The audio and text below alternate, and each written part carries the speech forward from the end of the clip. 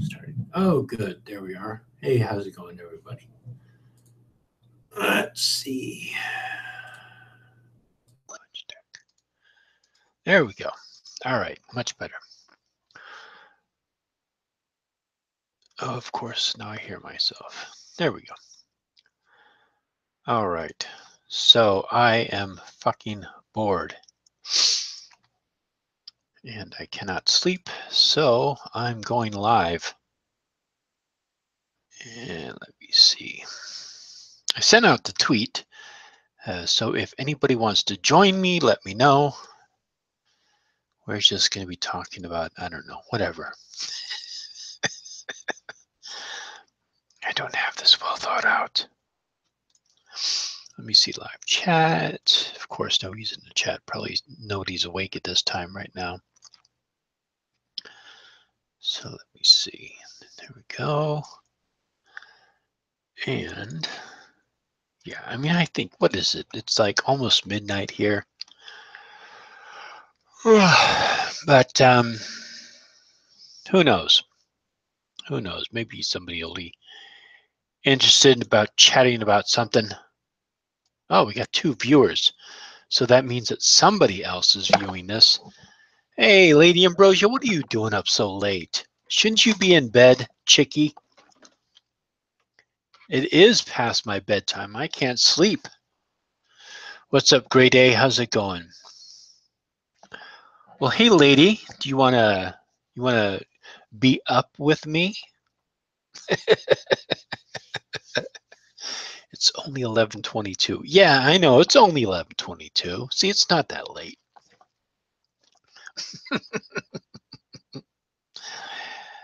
Uh, I'm good. I'm good. Thanks, Gray. How are you doing? It's 2:22 here. Wow. See, it's almost 2:30 a.m., lady. What are you doing up so late? Why aren't you in bed?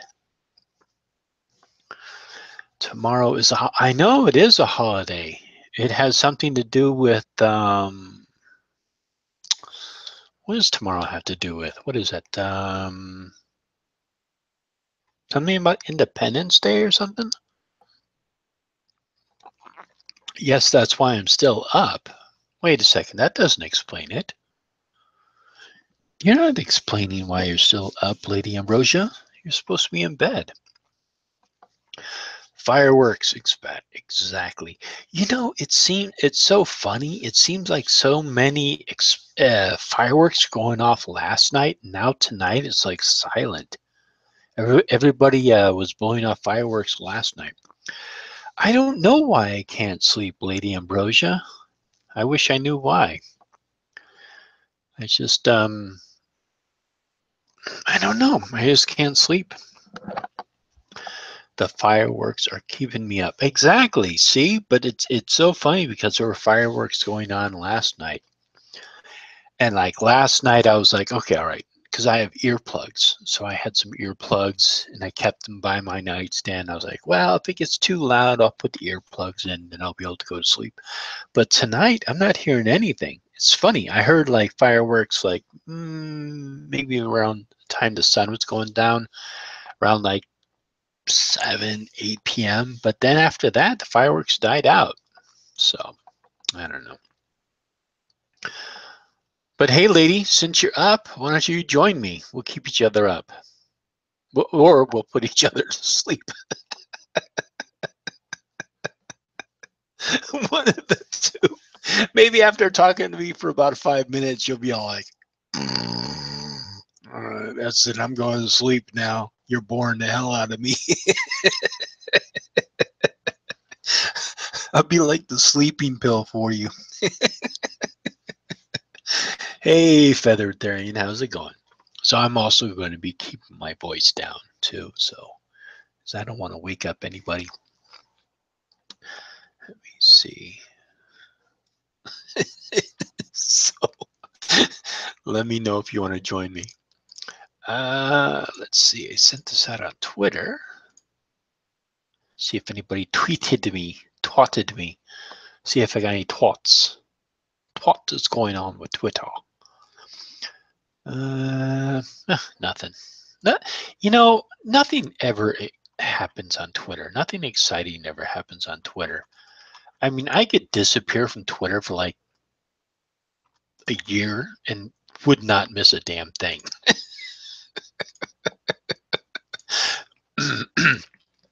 Whereas if I feel as if I actually disappeared from YouTube for like a year, I might miss something. Hey, Billy, I'll join you for 29. All right, sounds good, Billy. Let me put the hangout in there. I'll put in there. So that is the link, Billy, if you want to join me. Close. Good. I'm going to blame Billy because, Billy, I was actually listening to your hangout with Esau earlier. And so I'm going to blame you for keeping me up. Hey, what's up, Billy, man? Hey, you changed your icon. No, it's my icon on my second channel that I never used but signed into recently, and for some reason it still is this. Oh, yeah. You're like me. You got 2 channels. Yeah, the other one still has less than 200 subscribers. Did that happen when Google Plus bought YouTube? Or No, they I made a merged? channel so I could do Hangouts, and I told people to subscribe to it when I had like 2,000 followers, and no one subscribed to it. So, Because I was doing a couple of Hangouts on there because I didn't want to do like pointless Hangouts on my channel. Mm-hmm. So I just figured I'd do pointless Hangouts on that channel. Yeah, it's like your main channel, then your pointless channel. Now it is a pointless channel because I never go on it. It's funny because when I don't know if it was like when Google bought YouTube or whatever, but they did. Remember when they forced everybody to go into Google Plus or whatever it was? And so I tried to delete my channel or something. What I actually ended up doing was creating 2 channels. So I have another channel which I have like 26 subscribers who is permanently linked with this channel. So it's like I don't know what the fuck to do. It's like if I delete one, I delete both of them. It's like, and I actually did that. I actually deleted it thinking I was deleting the other channel.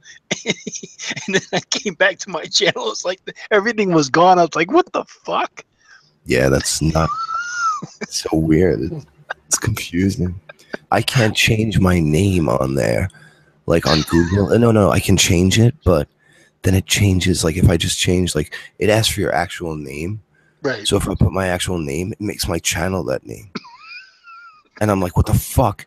I'm like, I'm sure Sargon has his, name as his name, and his channel is still called Sargon of Akkad. So what the fuck? Right. Yeah, because because if you do Thank you, lady, by the way.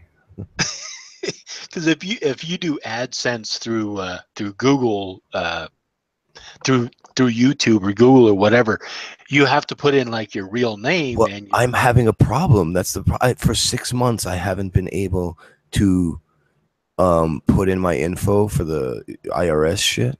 Really? You know what I'm talking about? Like it keeps making me re-put in my info, and it says they're gonna look at it manually, and they keep not accepting it, and they keep sending me whatever I'm supposed to be sent whenever I'm supposed to be sent it anyway.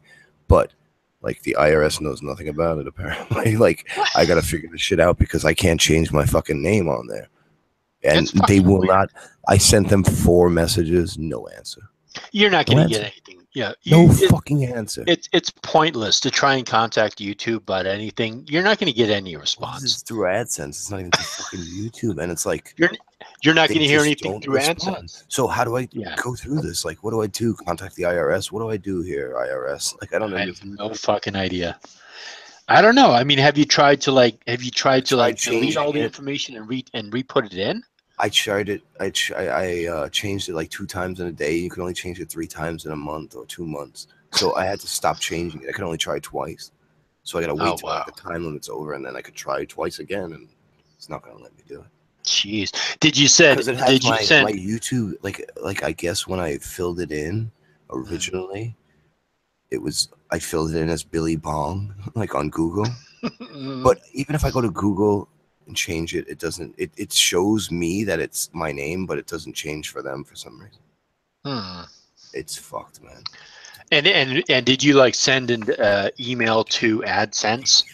Whatever they told me to send it through, there was an option to write an email, and I did. And then you probably didn't hear anything, right? And I don't hear a word. Yeah. They write a fucking page worth of shit to see. That's the fucked up thing about. No number.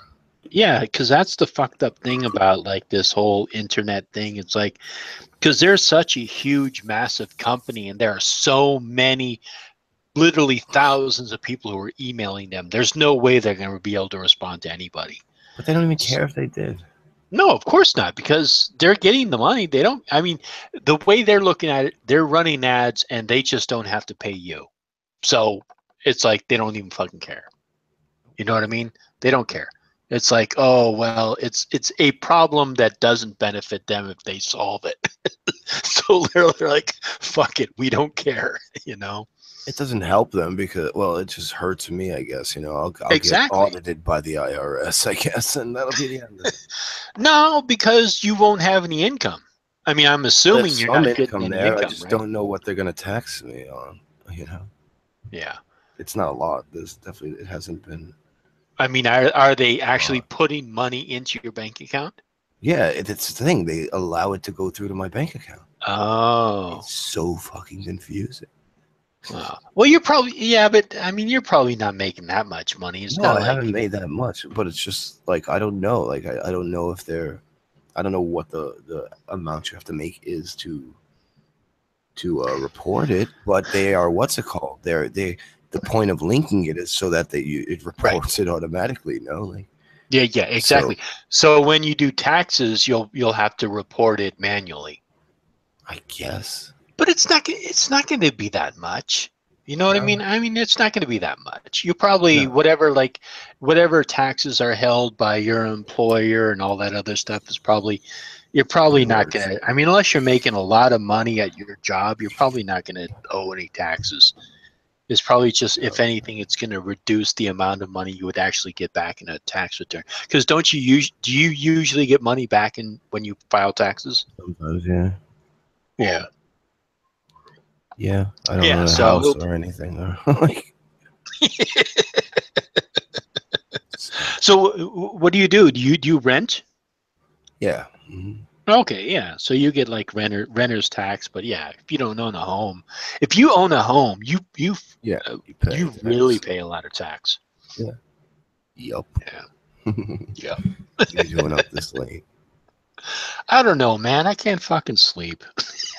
I gotta sleep, actually. That's the problem. Oh, you got to work tomorrow? No, but I was maybe going to the hot dog eating contest in Coney Island. And it's like 9 in the morning. You know the one that's on TV? No, what the fuck? Why are you going to a hot dog eating contest? It's Nathan's. You never heard of this? It's like huge on 4th of July. It's on the news. Go turn on the news. Like, I live on the other side of North America. You live all the way over the East Coast. I live all the way on the West Coast. I literally live on the edge of the West Coast. I live right in San Francisco. You've never heard of like these competition eaters that are famous?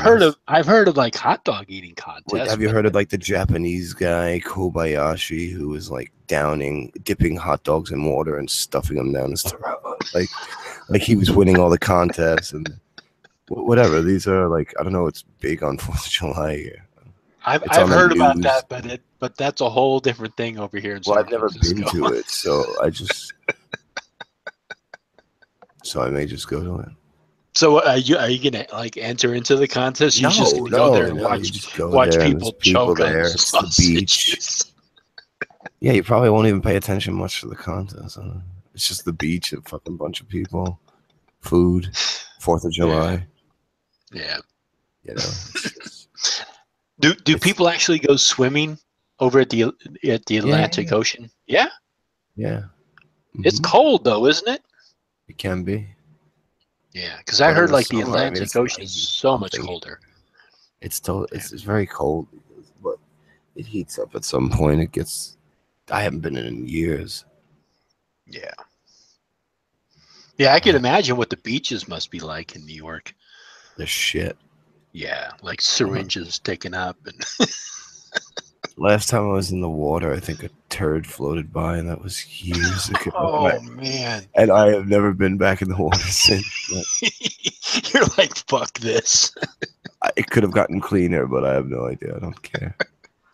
Yeah, I mean the Pacific Ocean is a warm ocean. I mean they've actually, like, there's been years where they have actually, like, sometimes you'll be swimming out there and they'll have a shark warning, and I mean, you know, nobody gets attacked by sharks, but still, I mean, every so often maybe a surfer does, but I mean they're warm waters, so you'll have sharks in them. They don't go into cold waters. Lady Ambrosia, you don't have to wear a bra here. It's okay. She's always running around naked. Like I'll sit there stoned. I'm smoking at the moment. I'll be like, Lady Ambrosia, come and join us, and she'll be like, I have to put on clothes. I don't want to. I'm like, that should just come on. You don't have to put on. Oh, and then I'm like, oh yeah. Well, actually, you two would probably want you to put on clothes. I have to tell. I'll convince her. Wow. Lady Ambrosia, come on with no clothes. See, Billy's got that sexy voice. He could convince a woman to do anything. Drop your drawers. Wow, so many people are up. Zabora's up. Loki's up. Wow, I thought I was like the only person who was up this late. I don't know. I mean, well, I don't know if it's my crew. I mean, it's just, I mean, like Loki's Witch and myself and Dorian and Mad, we do Heathen Haven on Sundays, and I mean, yeah, I mean, I don't know if I'd call them my crew. I mean, they're just they're people for whatever reason. Hey, Zabora, what's up? Hello. What's up, guys? Lady A, come on, come on. Come on, it's still a sausage fest. Get in here. A sausage fest. Loki. Come on, sweetie. She's outnumbered. We got a clam bacon up in here. Come on.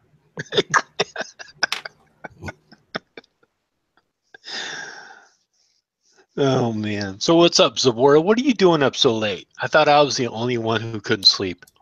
Oh, dude, I'm always up at this hour. What are you talking about? I don't go to bed till like 4. Hey, you and Billy can have a pot smoking contest.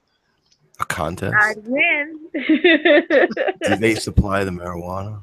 Whoever, like, who's holding the contest? I don't know. Do we have to supply our own? Well, I don't know. The other day, it's asking a lot of us, you know. she went out for like an hour just to get like one joint. Okay, it was like 4. They just legalized recreational pot in Nevada. So it was a government joint. That's where you are? Mm-hmm. Yeah. I had my first government joint. I've been there a couple of times. Have they legalized recreational pot in New York? No, they barely legalized medical. Like, it's really hard to get here. Supposedly, it's getting better recently, but like 2 years ago when it first started, they're like, we're fucking like 1 ounce, and you have to have like cancer or AIDS. Like, jeez, it'd be like on your deathbed. It's like, who the fuck is on their deathbed? For a liberal city, they're strict on drugs here. Yeah, Loki. Hey, Loki, how's it going? Why are you awake? I have an excuse. My husband's home. What's your excuse? Soren doesn't get home until about 1:15 in the morning, and we have to run down to the store to get rabbit bedding because our rabbits are assholes. Oh, okay. All right. Sounds good. I think they're going to legalize pot throughout the United States. I mean, they have to. It's getting to that point, you know. Yeah, they need to. I don't know. I don't know what they're going to do. They still want to crack down on people selling it, like federally, like within the states. Like, they're still cracked down on some people. Yeah, I mean, it's like prohibition. You know, back in the day when they tried to do prohibition on alcohol, all it does is it just strengthens the black market, and it just. Well, what's the reason that the prohibition on marijuana was successful, and I don't know. The alcohol one wasn't? You know, I mean, well, first of all, alcohol was such a part of culture. It was part of European culture for so many, literally thousands of years. And marijuana was a relatively new thing that it came about. And it was, you know, especially like in the jazz clubs.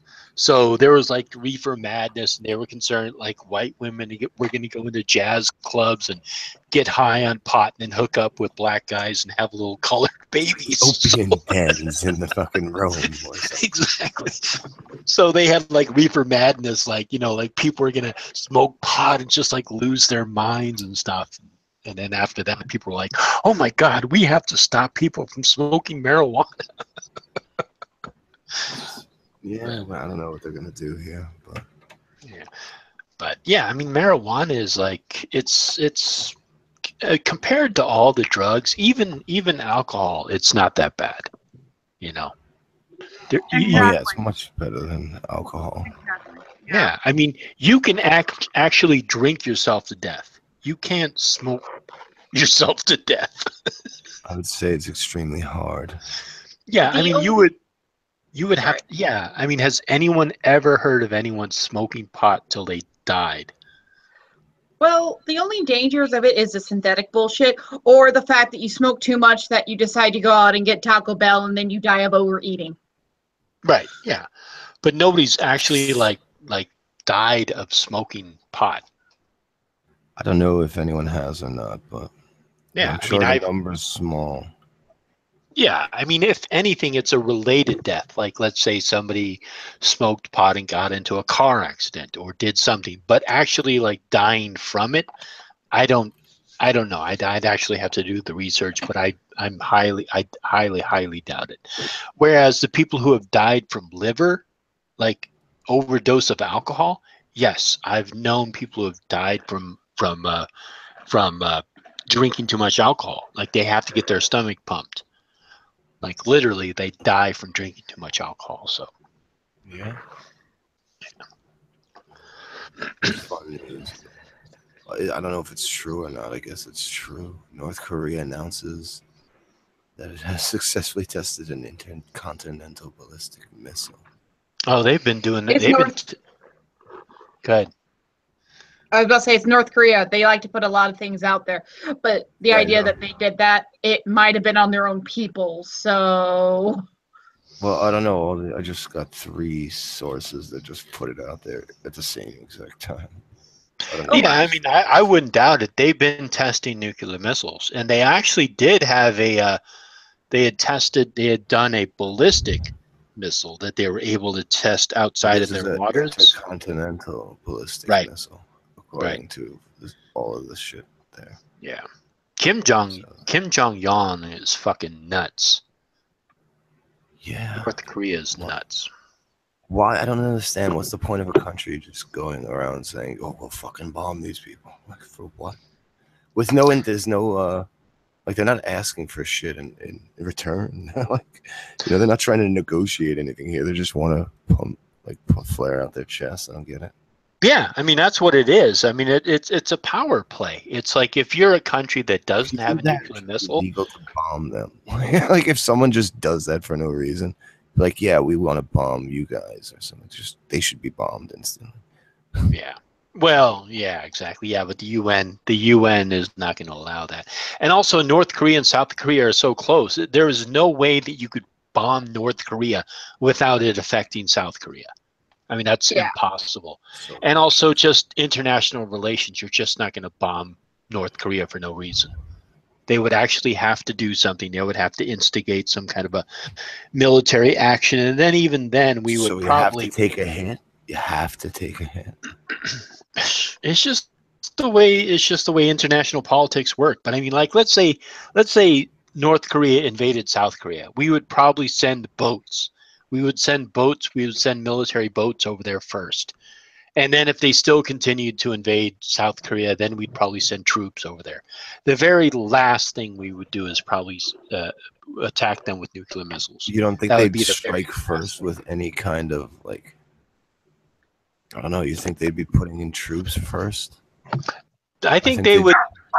over I mean, to I them. don't know. I mean, I think they would invade South Korea first, yeah, with troops. I don't think they would use nuclear weapons. Not even nukes, to just begin launch with. shit on instead of troops. Well, maybe, maybe. Yeah, I guess it would depend on if Trump was still in charge. Why would that matter? I don't know if Trump Oh, it's helps a or joke hurts. about how he sent Tomahawk missiles against the airfield, and it really didn't do any good job or anything like that. That was just a warning shot. Oh, It's you just mean warning them. the thing that happened with the Syrian A gas attack. aviation base? Yeah, Yeah. that was a fucked up situation because apparently Yeah. they had intelligence believing that it was terrorists when it was, or excuse me, it was what the hell is his name? The guy from Syria, the leader of Assad. Assad. Yeah, Yeah. thank you. And it was actually not Assad. I never heard that part of it. I heard that like 13 countries agreed that he was responsible for it. I don't know. That's what I heard last, but I haven't looked into it since it like happened. So. Yeah, there was actually I can't remember exactly what it was, so I can't exactly remember what it was, but it was actually a mistake. It wasn't actually Assad who had done that.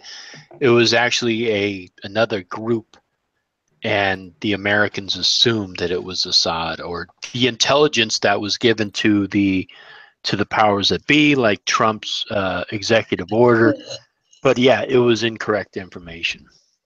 Hello. I didn't hear about that. Yeah. Hey, Featheritarian, how you doing?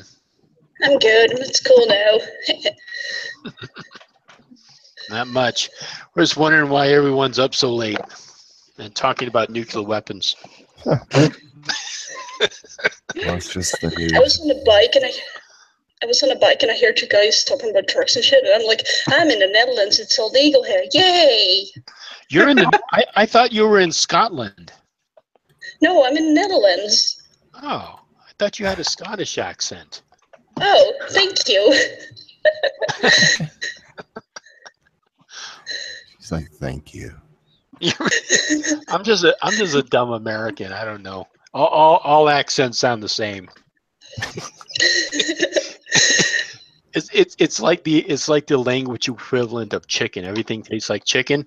All accents sound like Scottish accents.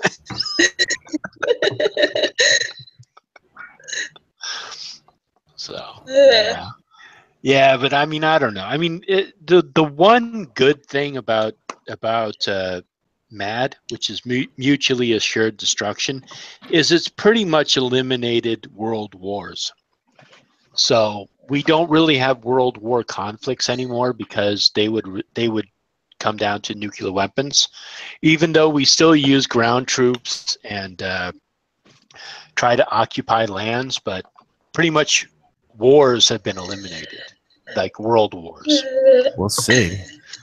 We'll see how it goes in the next 20 years. Yeah, I mean, but yeah, I mean, like if superpowers like, let's say, Russia, China, or America went to war with each other, that's it. There'd be nothing The whole left. world's gone at that point. Yeah. Yeah, there'd be nothing left. So they know that. So it's like if you have what mutually Yeah, assured but like, what if destructive- fucking Korea tries to bomb someone, and then they have to bomb them back, and then well, that's someone the thing. gets mad that the other guys bomb back, and they bomb them, so it could just go that way anyway.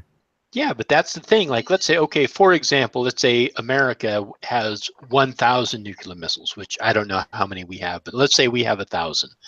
North Korea has 10. Okay, so they could hit 10 cities with nuclear missiles. They're not going to destroy all of the military bases. So of those 1,000 bases, let's say 10 of them get eliminated. So that's still 990 missiles that are going to go towards North Korea. They would be destroyed. There's no way. I mean, that's suicide. Then what if someone gets mad at the country that bombed the shit out of North Korea? They could bomb them and then start a chain reaction. Is what I was saying. Oh, I Like, see. you may not be able to avoid this. Oh, so you're talking about, like, let's say somebody goes to war with North Korea and China gets involved with it. Whatever, whoever, it doesn't matter. Who. Yeah. Any fucking. Yeah, I mean, but that's that. Yeah, that's the thing that has happened, and that was actually one of the things they were talking about the Middle. They were concerned that was going to happen in the Middle East, that something was going to happen, and somebody was going to go to war with the Middle East, and then Russia was going to get involved. There she is. She put on clothes. She took off, from what I could tell. Is there really nothing better to talk about other than this shit right now? All right, okay, Right, fine, go for it. fine. Like missiles in North Korea and all that, man. Come on. All right, Lady Ambrosia, give us a topic. Yeah. Well, one of my what do you want to talk about? Well, one of my tattoos has a fucking keloid on it, I think. A what? Has A what? keloid. I have, so my Ouroboros tattoo right here on my arm, it's like going on 3 years old. And I noticed today that in like one of the lines, it looks like there's like a keloid in it. I have What? no idea Okay, what the keloid hell is a keloid? Okay, a keloid is basically like a scar. And how does it happen? I don't fucking know. It can happen.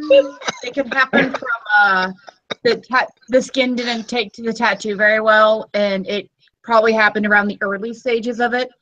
And No, it didn't, because I've had it for 3 years and it hasn't been there. Huh. That's what's super weird about it. it could have just randomly appeared. I'm still just thinking about missiles right now.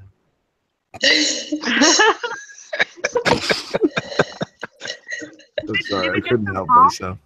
If it's just a bump, it might just be an impacted pore or something. You were talking about a hot dog eating contest earlier. Now you're talking about missiles. Billy, what is on your mind? Nothing. Well, What are you insinuating? if it helps, I have a drawing on my wall that I got from a how to draw basically hentai or any kind of animated porn, and some of the dicks that are drawn on there are drawn into the shape of missiles just for the fuck of it. Oh, So, we like- scared we scared him off. Left. Also, if I just suddenly leave, I have to go to class. No, that's all right. Don't worry about it. Yeah, I mean, I honestly didn't expect anyone to be up this late. So, Oh, there's Billy. He's back. We thought we scared you off, Billy. No, everything just went silent. I heard a drawing of, and then it just went silent. I was like, okay. I don't know. Maybe my internet's fucked up. So what was the drawing of?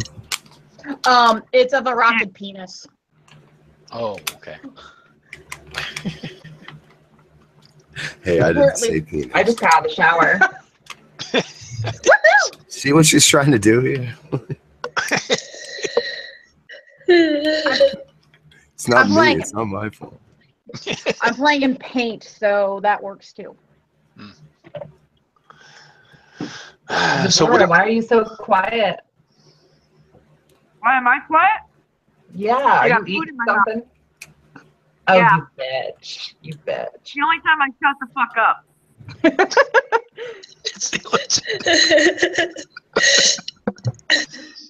I have the munchies right now, but nothing I have really sounds good. So I think that's another reason why I can't sleep. I'm cooking chicken if you want to Well, come my over. husband brought me a sandwich. Well, that's great. It was really creepy. Hey, don't do it. They're gonna lure you into their sex ring. It's sex. Oh, did you guys hear about that $4 billion human sex trafficking ring that just got busted in my state? What? No. Yes, What? girl. What happened? Do Yes. tell. There was a $4 billion Indianapolis child sex trafficking ring that just got busted. Wow. Holy shit. Jesus fucking Christ. Yeah, you know, just a bunch of 12-year-olds. Pretty crazy shit. Where was That's this? They're 12-year-olds. Wow. Yeah, the youngest girls they rescued were 12 years old. Damn. And who was behind it? I don't know. I heard, I work at the barber shop, so it wasn't my client, but it was someone else's client telling my coworker, a fellow stylist, that this had happened in Indianapolis, and they had busted it. Wow. Huh. Well, I'm glad that they busted it, but wow. I'm surprised there weren't. So when did this happen? Oh, I don't know. I have Oh. no idea. What the? Normally we get things like that on the news here in the Netherlands. Somebody Google.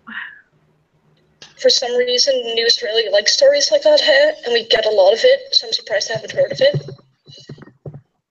Wow. Yeah, because like we're not hearing about that in the news.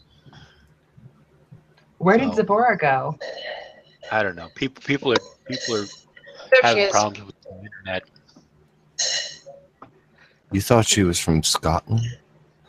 Yeah, I did. I don't hear it. Yeah? Sure. I don't. Well, I don't. It's like I said. It's like the chicken of. It's like everything tastes like chicken. It's like all accents are Scottish to me. There she is. She's back. Oh my god. It's all Greek to you. Sorry. Exactly. It's all Greek to me. Yeah. I'm always really nervous about my accent, so that actually kind of makes me happy. So what's it like in the Netherlands? Well, I guess it's just like any other country. Only we have the sea that's just kind of like, well, you're gonna die someday. You're gonna drown. Like I'm literally sitting next to like a dam right now, like maybe 100 meters away from me, and if I didn't have that thing, I'd be dead right now. Good Lord. Okay, but I mean, in the Netherlands, how far up from the equator are you? Much further than What's us. the equator? What's the equator? Oh, The middle of the I'm earth. fluent in English. Oh yeah.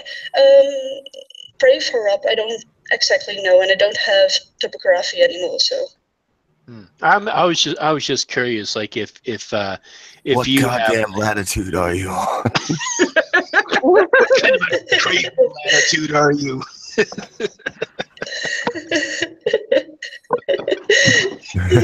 You got some crazy latitude.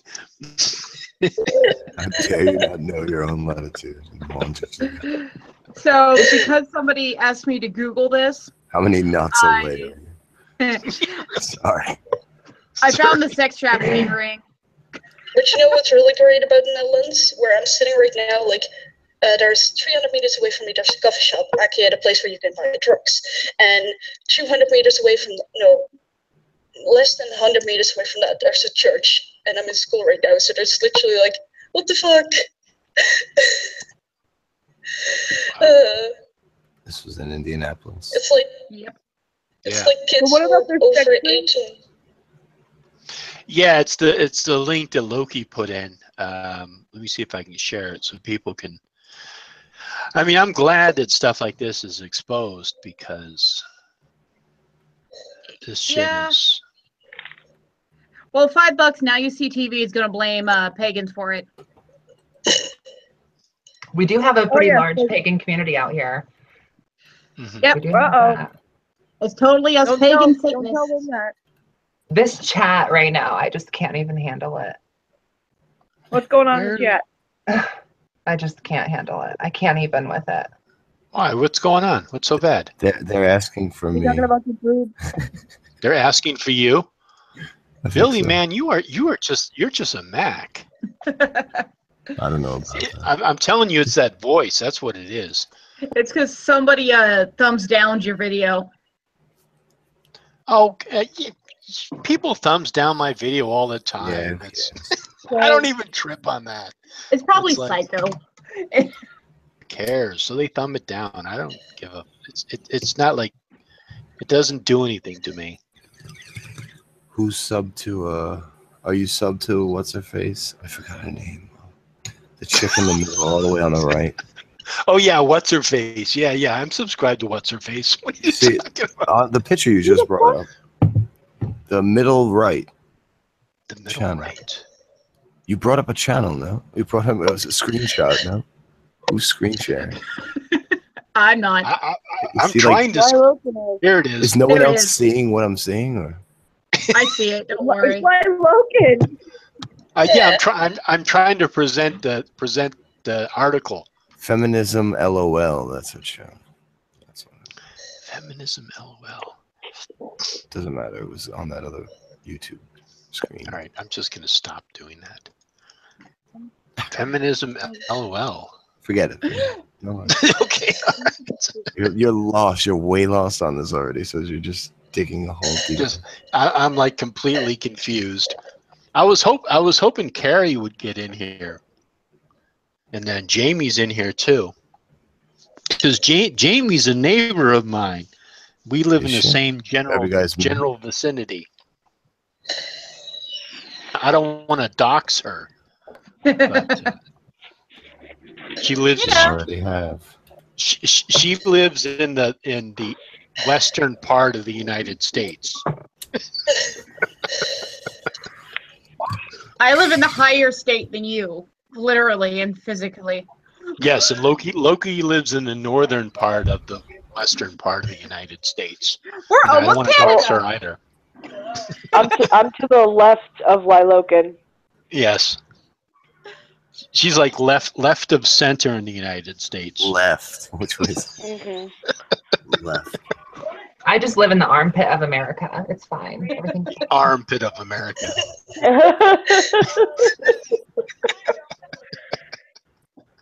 I thought that was Florida. I thought Florida was the armpit of America. No, honey, they at No. least have the beach. No, that's their foot. That's America's foot. Doesn't Well, it always seem whenever there's some kind of a weird fucked up thing that's on the news, it's always in Florida? Like, Yeah, that zombie dude, the bath salts man, that happened in Florida. The guy that ate that dude's face. oh, Florida has fucked up people regardless, but so does almost every single state. I mean, when I lived in California, no surprise, Hemet was known as the meth capital of California because half the people are either stoned, old, or high schoolers. mm-hmm. Yep, that's what Sacramento is. Sacramento, Fresno, it's the meth capital of California, if not the United States.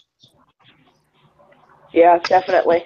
It's close to it. It's more of the United States meth capital. Mm-hmm. Pretty much. Oh yeah, and the gay club shooting. Well, I mean, it just always seems like whenever there's some weird thing that happens, it's in Florida. I mean, like you'll have these weird things, like I don't know, just anything weird. It's coming out of Florida. Florida or Texas? I've seen some weird things come from Texas. It's all skullduggery. Skullduggery's the one who's doing it. There's a lot of serial killers in Washington. Well, yeah, because we can hide in the woods. Yeah. Aha. She's like, it's a part of I know, she said that pretty quick. What? She's like, yeah, I got bodies in the woods. What of it, you know? Yeah, serial killer. half my state is woods. I mean, I can walk out my front door, and instead of having like those long stretches of nothing, you have long stretches of forest. So you could easily hide bodies anywhere, and no one would notice. I mean, that's cool. We have cornfields, so. Oh, they got cornfields. They can hide a lot of bodies in there. Yeah, but there's usually like. Of course, Zabora lives way out there where they're always like hiding bodies. Like the desert is filled with I have deserts. Yeah, that's what I was going to say. I've got deserts. You know, the cornfield, you got to eventually like cut that up and replant and everything so you'd find the bodies. Out here, they don't find the bodies. You gotta dig a Well, hole. see here, we got retention ponds too. So we got Oh, that. there you go. Compost them. We have Indiana's largest municipal state park. Matter of fact, the Ohio River, there's like 2 bodies in it every 6 months.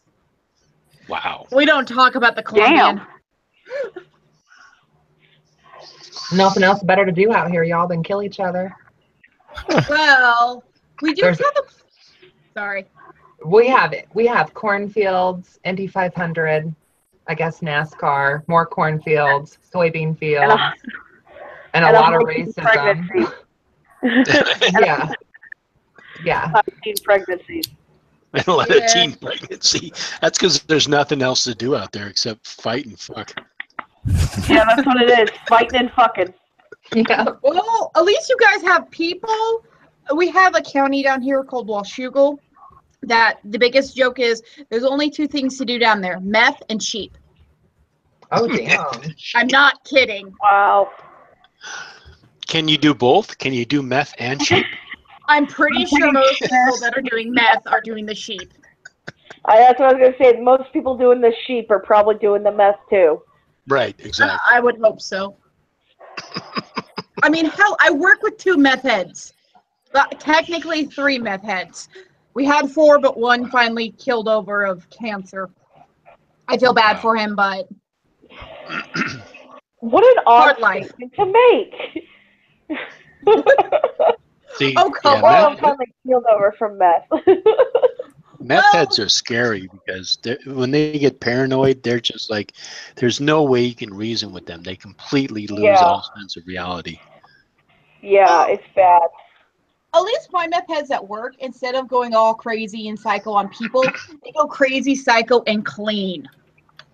So things get cleaned when they're stoned as fuck. Yeah. That's Yeah, the but- upside. Loki, they're also thinking about everybody judging them, and they'll stand still for hours looking out a window going, I know he's going to come out any minute, you know? I mean, because I've been around some meth heads. Oh, yeah. Pleasant sight. Yeah. It's sad but amusing sometimes with one of them. He likes to apologize all the time for everything. I've but never met that kind of a meth head. It's like meth heads when they buy a gun, that's the time you stop hanging out with them. Because it's not going to end well. Whatever it is, it's not going to end well. Because Yeah. they'll sit there. Spend it on meth. Yeah, They spent it well, on- they got- I mean, yeah, because they'll have like their blinds drawn. Then they'll look out and they're like, see that car over there, man? It was there yesterday, too, at the same time. That's the police. never man. moves. It never moves. it's your neighbor, dumb fuck. I know, really. He's barked. That's Took my the first train idiot. to work. And then those types of people go on a killing spree when they get messed out. They're like, I knew he was Satan and he was coming for me, you know? Yeah, exactly. I have the- Exactly. I have the tame meth heads in. Wow. Yeah, but There's it's like no any such drug. thing as a domesticated meth head. That's exactly They're what I was just going to say. It's just nice until it's not. They're nice for now. If they go on a killing spree, upside is at least 2 of them are not on my shift, and the one that is on my shift is in a building away from me, so I'm good. Yeah. But it's she's like- also in the same building that has the dead bodies. Why are their body? Oh, that's right. I work at a college. We do have cadaver Medical. labs for the medical students. Yeah, Mhm. medical. I was just like, wait, why bodies? Oh yeah, college. Cadavers. Guys, I'm gonna have to jump out. Yeah, Time that's for all right, bed. Billy. Yeah. All It right, was bye, nice Billy. meeting you. All right. Good night, guys. Nice to meet Bye. everyone. Good luck with your Bye. hot dog eating contest. I'm not gonna be participating, so I don't need any luck. All right. Good night. Happy night. Uh, Yeah.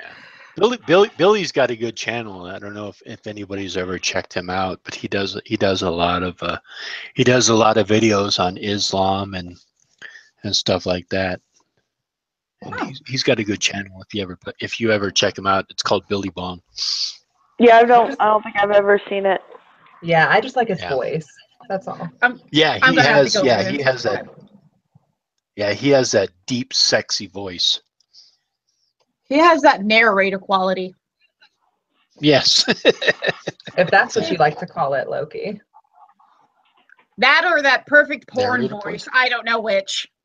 That poor perfect porn voice. Yeah, because men in pornos do so much talking.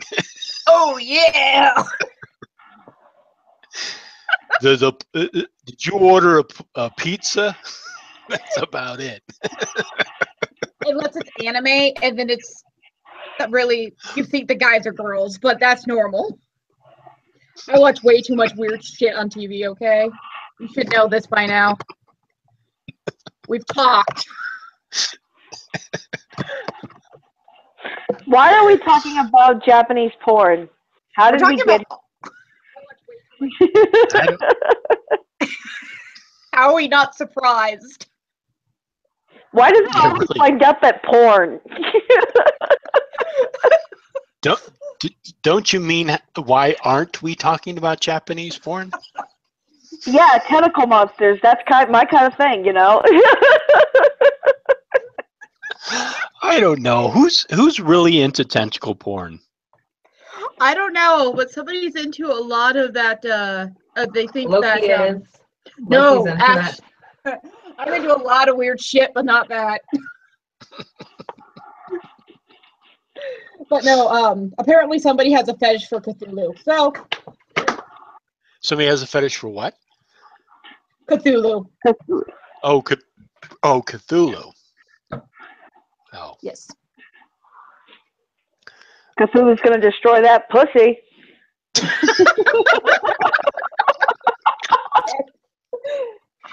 What the fuck? Zabora, am I gonna have to put you? Zabora, am I gonna have to put you on mute?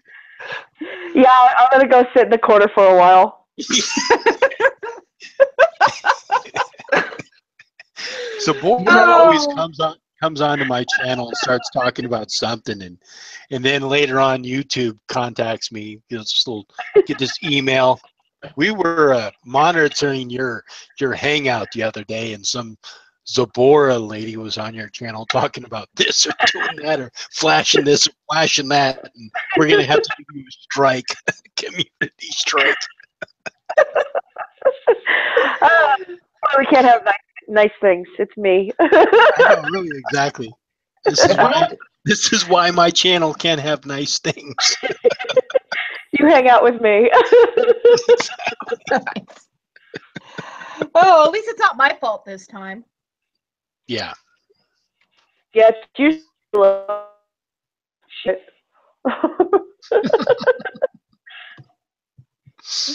Oh. If I had to pick between Cthulhu or something else, I would probably pick Pan because, like, there is something about those goat hooves, y'all. It doesn't have any. It doesn't have anything with that huge 15-inch penis. No, just the goat hooves. Don't be crazy. He could probably get good traction. I'm no size queen. Oh, okay. I'm not that into animals personally, so Oh, you're not? he doesn't really do a lot for me.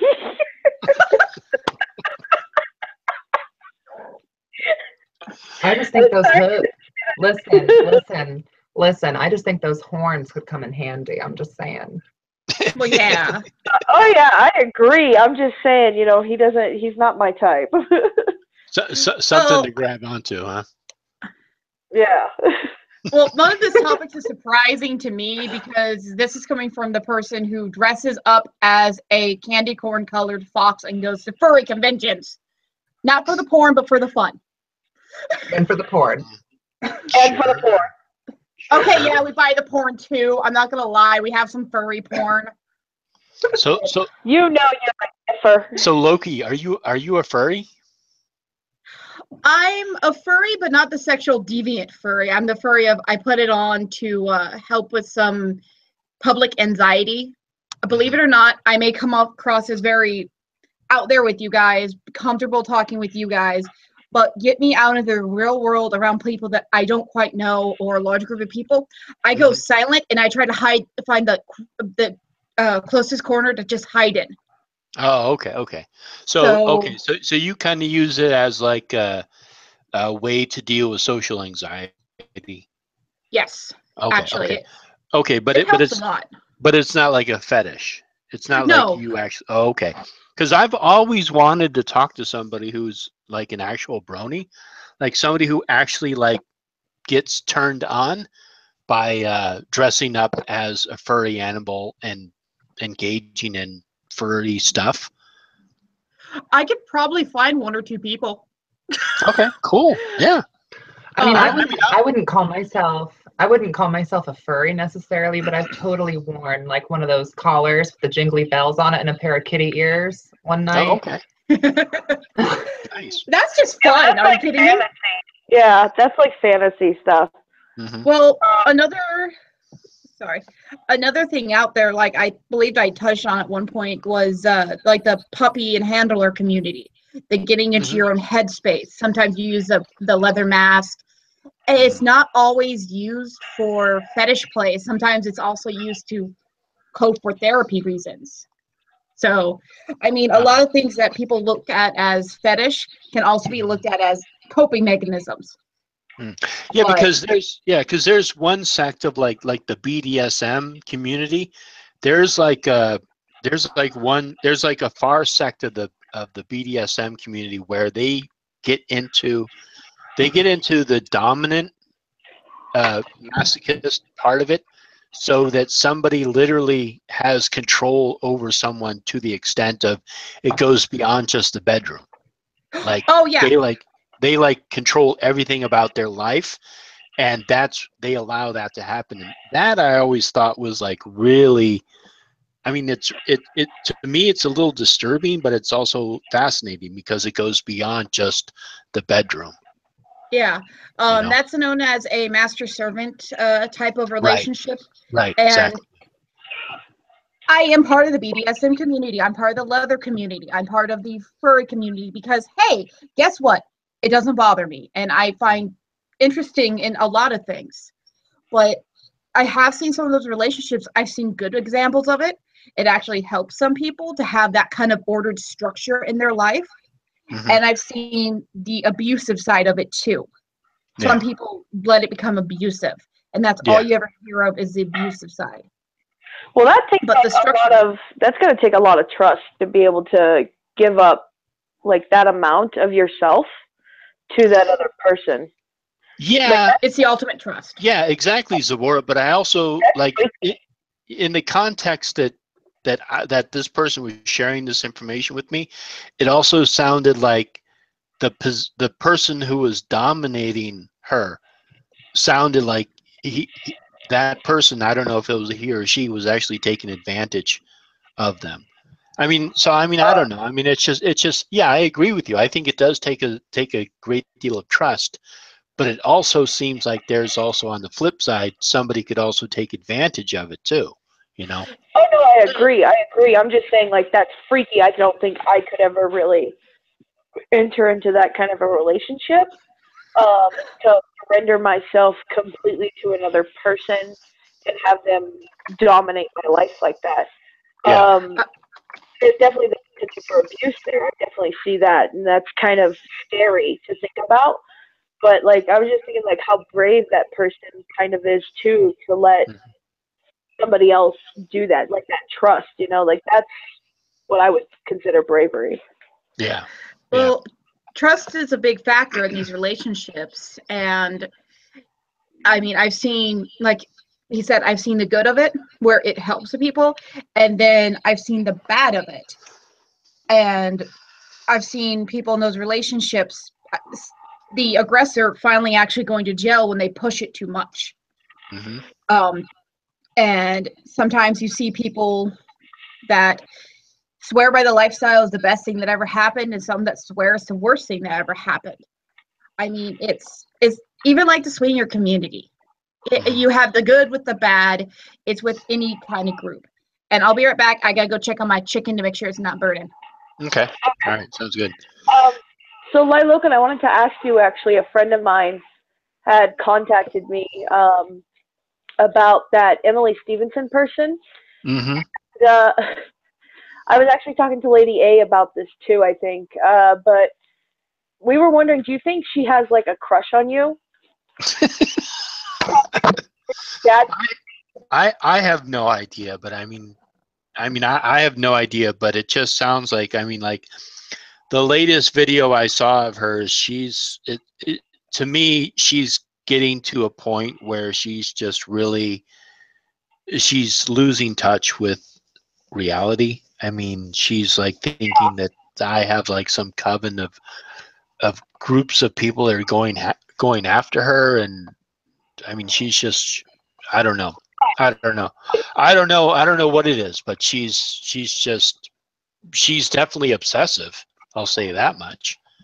No, I know, because I've even heard her speak about me in one of the videos that was brought to my attention. It was, I guess I have not spoken to this person in over a year, like about anything to do with me.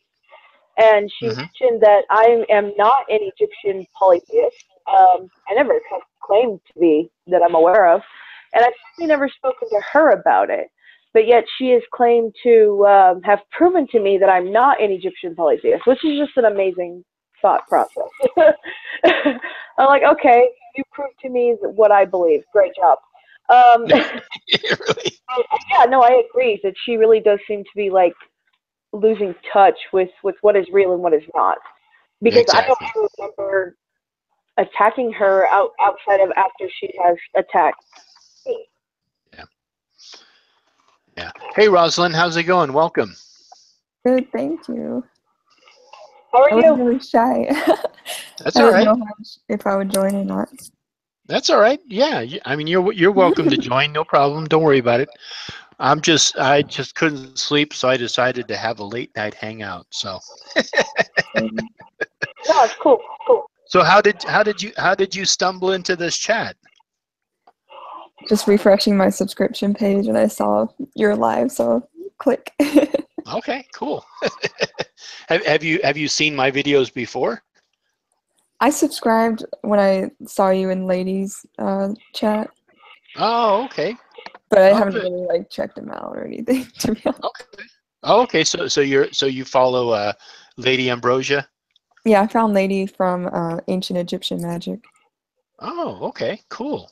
And have you ever seen Zabora's channel? No. Oh, okay. Because Zabora, what do you call yourself? A Kemetic witch? Yeah, Kemetic Witch. It's I follow the Egyptian pantheon in a reconstructed manner, but I also practice witchcraft. I have seen that lady's the ancient Egyptian magic, and I gotta say that woman's got some power behind her. I really enjoy her videos.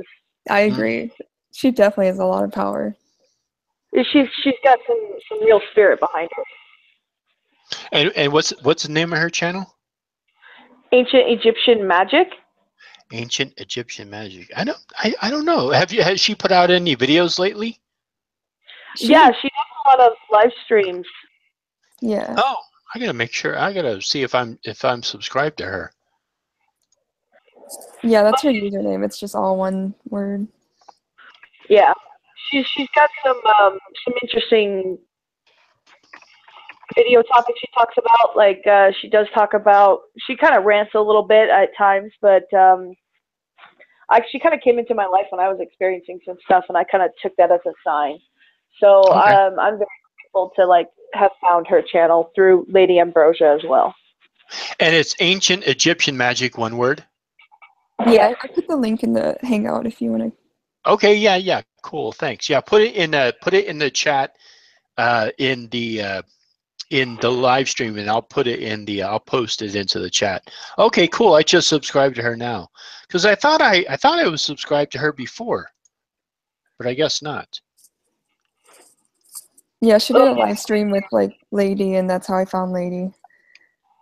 Oh, okay. And then that's how I found you. So. Well, that's cool. I mean, yeah, exactly. I mean, that's usually how it happens. Is like I'll see somebody who I like, and they'll introduce me to somebody that they like, and I'll check out their channel. And I'm like, oh, hey, I like their stuff too, and then I'll subscribe to them. So yeah, it's kind of like a way of building community. Oh yeah, definitely. So how do you identify yourself, Jocelyn? Are you a pagan, or? I don't know what to call it. I'm still discovering, but I just work with, elements and like for example, I wanted to ask you guys, that's why I joined. I found some snakeskin the other day. Ooh. And I'm like, I want to know what the magical properties are. I think transformation, things like that, but I'm curious what you guys think. I think we'll probably all have a different opinion of it. What do you think, Zabora? Definitely transformations, but also possibly new beginnings. Because it's a new skin, you're coming into yourself, self-discovery, that kind of thing. It kind of just depends on the context in which you found it, and maybe some things that may have been going on in your life that you've come to a realization about. That's funny because I was actually driving around and I was lost. I was trying to get to this lake and I was lost. And I was using my GPS and I went down a road that wasn't on the map. So I guess there's a lot of symbolism in that. Yeah, there is. And I don't know. Is Loki back, or is she still away? Yes, I'm back. Oh, okay. So what do you think? What are the symbolism that you associate with snake skin? With me, the symbolism with snakeskin, and I've used it as well. It's another process of rebirth, shedding off the past, coming into a new. So it's kind of similar to like what Zabora said, but it also has properties of, like, say you want to use it into a spell. It does help with the whole transforming yourself, transforming your environment. And it can be a good to ward off things that you don't want around, because snakes in general are the kind of creatures that you would see that get rid of the pests, like mice or even rabbits, but they get rid of the rodents in life. So it could be a way to remove the rodents, quote unquote, out of your life. That's a good connection. I like that. Yeah, because I agree. I think it definitely, because the snake kind of lets go of its skin and gets a new skin, so it is definitely rebirth, reincarnation. Because that's what a lot of people associate snakes with, and also sexual fertility. I think snakes are definitely associated with sexuality. Obviously from the Bible with sin, but also you'll see it in like. There's definitely symbolism of sexuality with it. So like rebirth, fertility, fire. That's what I would associate with a snake skin. Well, have you ever seen snakes going in for a mating? They're crazy. they're like in giant pits. There's like 50 males and 50 females, and they're all writhing together. And so I definitely, now that you brought that up, I definitely see the sex symbolism there. I had completely forgot about that. Yeah. Another thing of, sorry. It's okay. Do you want to go ahead? Well, I was going to say the other thing about snakes is, from a Nordic perspective, the World Eater. I cannot pronounce his name, so therefore he's always been known as Jay to me. The Oribus? No, Yagamir. Yamunga. Loki's son, that's a world serpent that eats everything and dies by the hands of Thor, but at the same time killing Thor. His venom can kill a god in 2 steps. It's the world serpent. It's seen as a recycling circle of recycling rebirth and death over and over again, because he is in the shape of the circle, constantly eating himself. Oh, okay. Yeah. Another thing about the sex appeal, the snake sex symbolism, is Marilyn Monroe in Vedic astrology, her ascendant nakshatra is Aslesha, which is the symbolism of a snake. And if you watch how she moves, she kind of had that like kind of snake charming type of vibe. Yeah, definitely. Yeah, definitely Marilyn Monroe was. It was kind of tragic because it was exploited so much. But yeah, she had definitely a sexuality about her. That's why she was so popular. Somebody's saying Jormungand. Yes. Okay, yes, that one. I'm not even gonna try to pronounce it. Yeah, I'm not the only one that can't say it. Feathered Darian might be able to pronounce it. Oh, how do you write it? Say what? How do you write it? Jormungand. Goes too fast for me. I'm sorry. Oh, sorry. JORM. Jorm. RM. I'm going to copy it, put it in the chat here. Yeah, that might be better. Okay. I bet the J is supposed to be like pronounced like a Y. Jormungand. Yes. Your Jormungand, yeah. Because in Your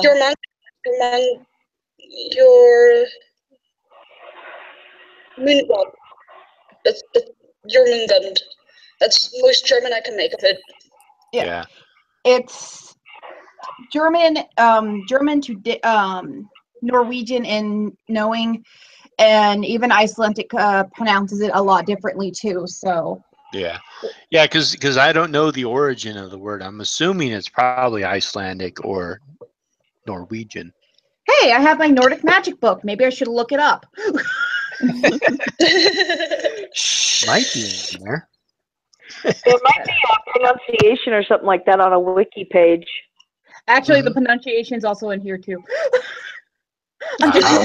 How to pronounce.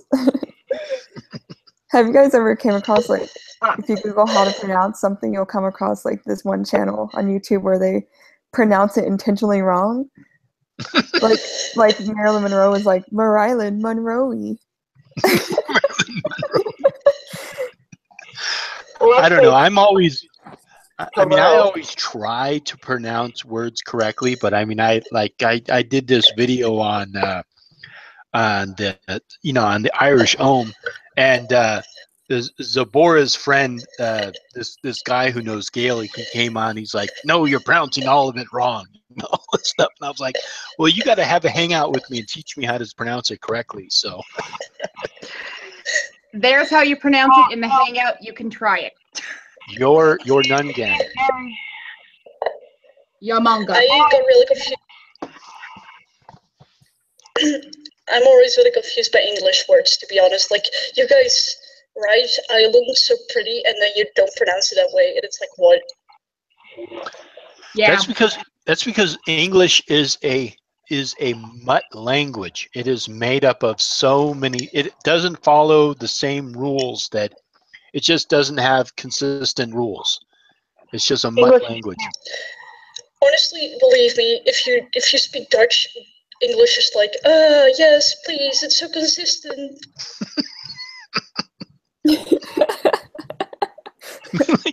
we like have English Greek. is a lot of improv. Yeah, really, exactly. Like We when you have, get like- too deep in it, you don't know what to do. You just have to kind of make it up as you go. It's like the joke, Irish Gaelic, you throw in vowels. No, you throw in A's and E's, and Welsh you throw in Y's and W's. It's all Greek to me. It's all Greek, exactly.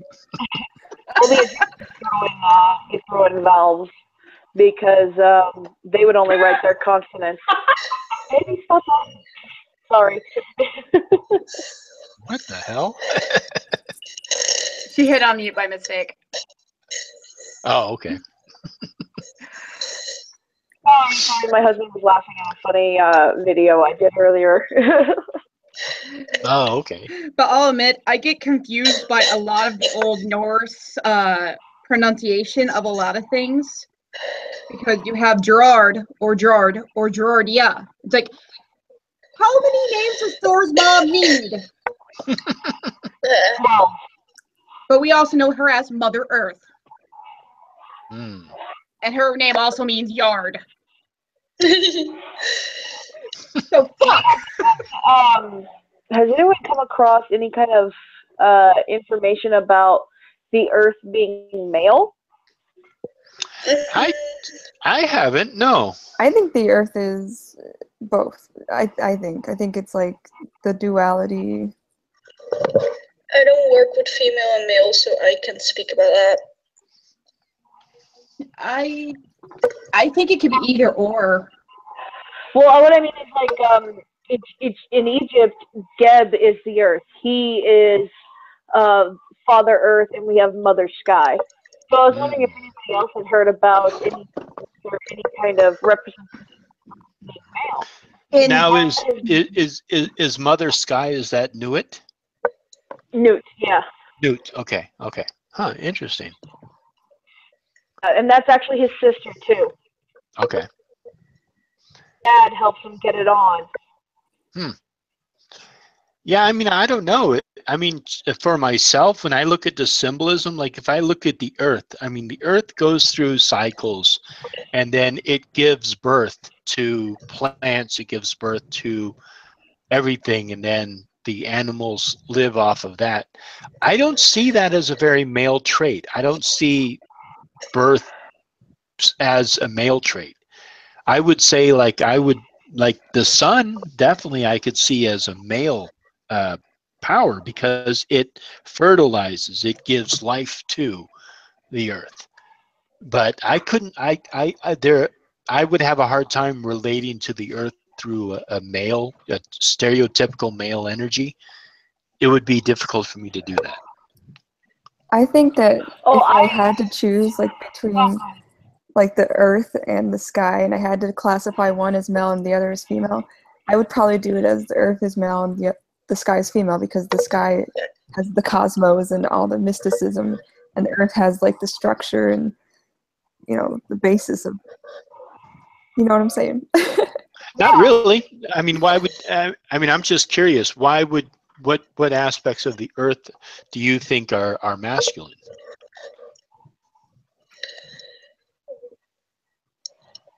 I think it's kind of both, but I guess what I'm trying to say is, like, if you have to choose, I would, between like the sky and earth, and you have to call one male and the other female, I would say the sky is definitely more female than the earth, because the sky just, it has all the, I don't know what I'm trying to say. It's way too late at night.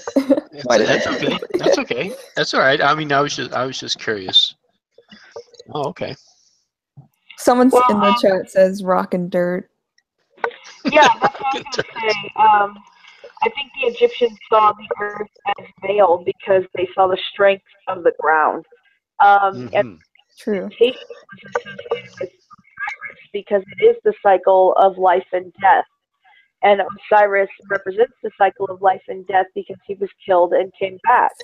So, I definitely see how they could associate plants and rebirth and the strength of male in the earth, and then seeing the beauty of the stars and the cosmos in the sky, and women being associated with beauty and things like that. So I definitely see how they did it. I was just curious if anybody had ever heard of that before in any type of other religion or mythology. Well, I have in some of the Native American stories that I've heard around Clark, because we do have, we do hold festivals and such for the people around. Sometimes they tell stories of, sometimes they call it Mother Sky and Father Earth, or they call it Mother Earth and Father Sky. It also depends on what tribe and what area is telling the story. Again, another one of those, depending on where you're from. And I see it as more as female because of the ideal of growth and birth and regeneration. And like, even like I was saying in the chat, everybody's used to calling Earth Gaia, which that is what we're all used to hearing nowadays, correct? And granted, if you go through other mythology and lore, they don't call it Gaia. They call it other things like Jord, which also means earth. And she was the goddess mother for Thor. She gave her life, she sacrificed her life to create Midgard, to protect Midgard. And basically we're living on Thor's mom. That's how they saw it. Yeah, but Gaia is a Greek word.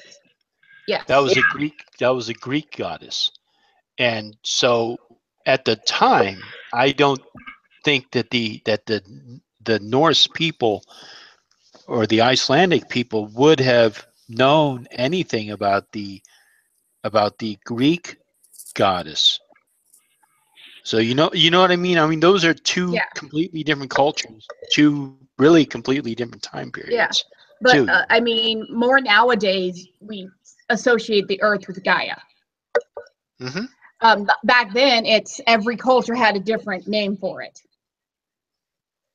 Mm-hmm. So and this- essentially, it's the Earth goddess. Mm-hmm. This guy in the chat, Caesar, he says he thinks Earth is neutral. I think more like that. Like, I think it's either neutral or balanced, like yin and yang.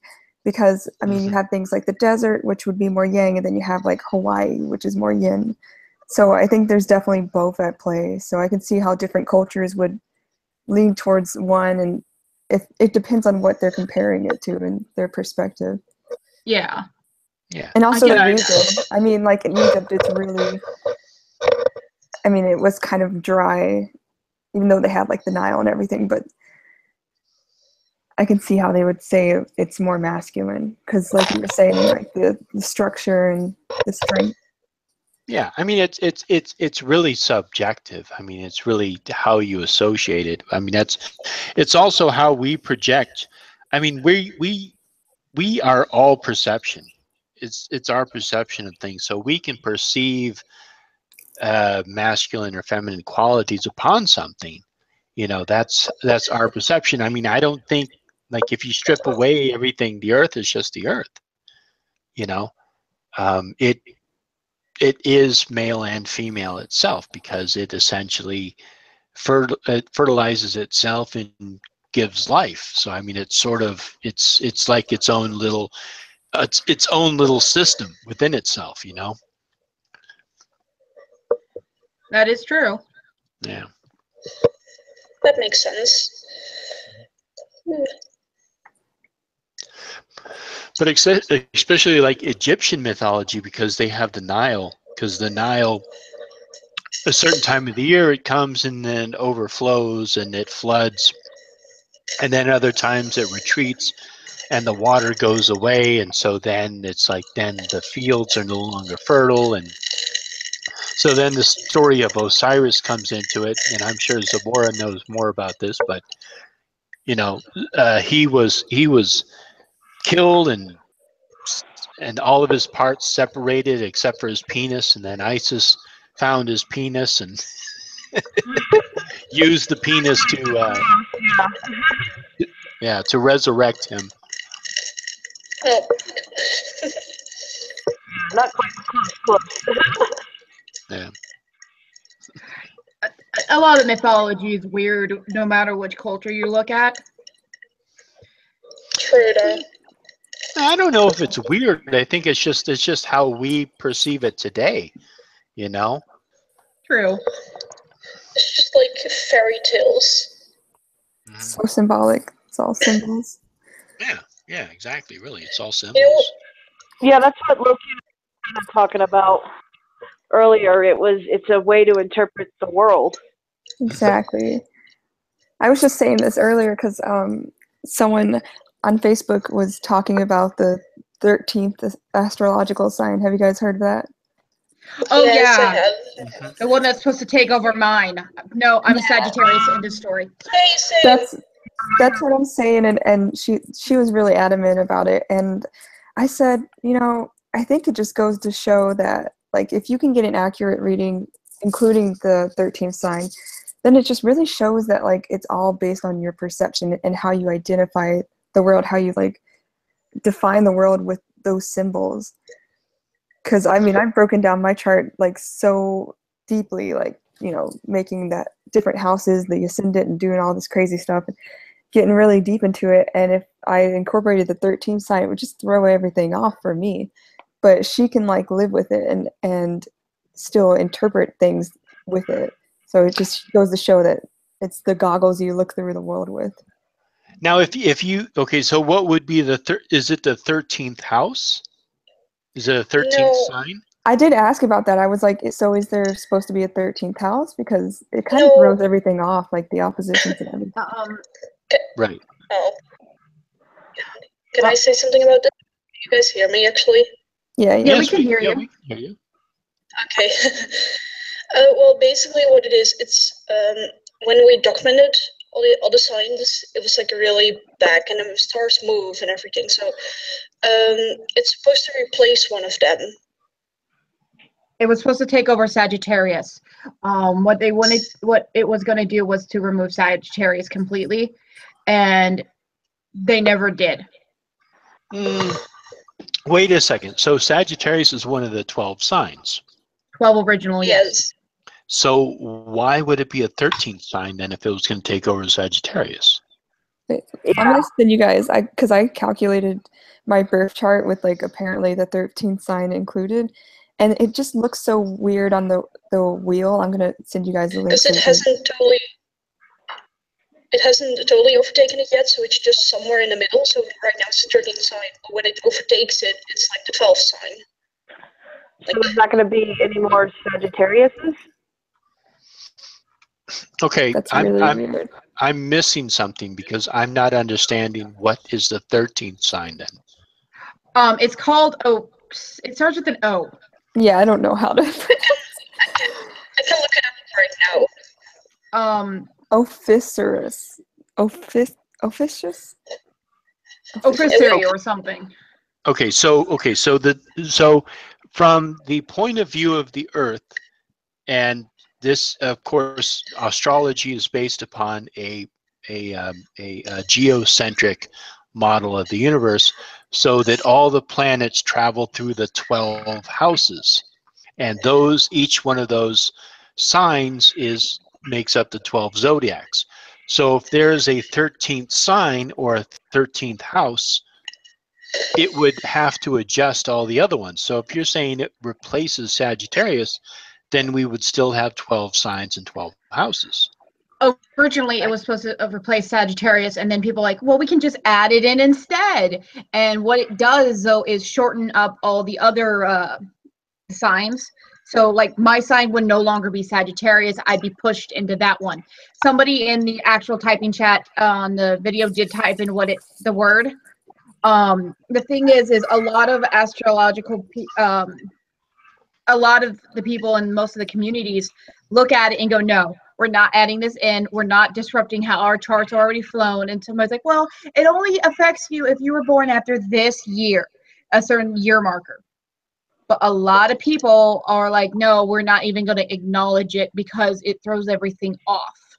Right, exactly. So yeah, because it would have to throw everything off. I feel like it does throw everything off. It doesn't make sense. Your to me. star chart hurt my head. Yeah, I mean, they already so for example, when you go farther back in history, there was only 6 planets. And then they found Uranus, Neptune, Pluto, and they threw those into astrology. Like Vedic doesn't even recognize those planets. Yeah, and then there was even for a while.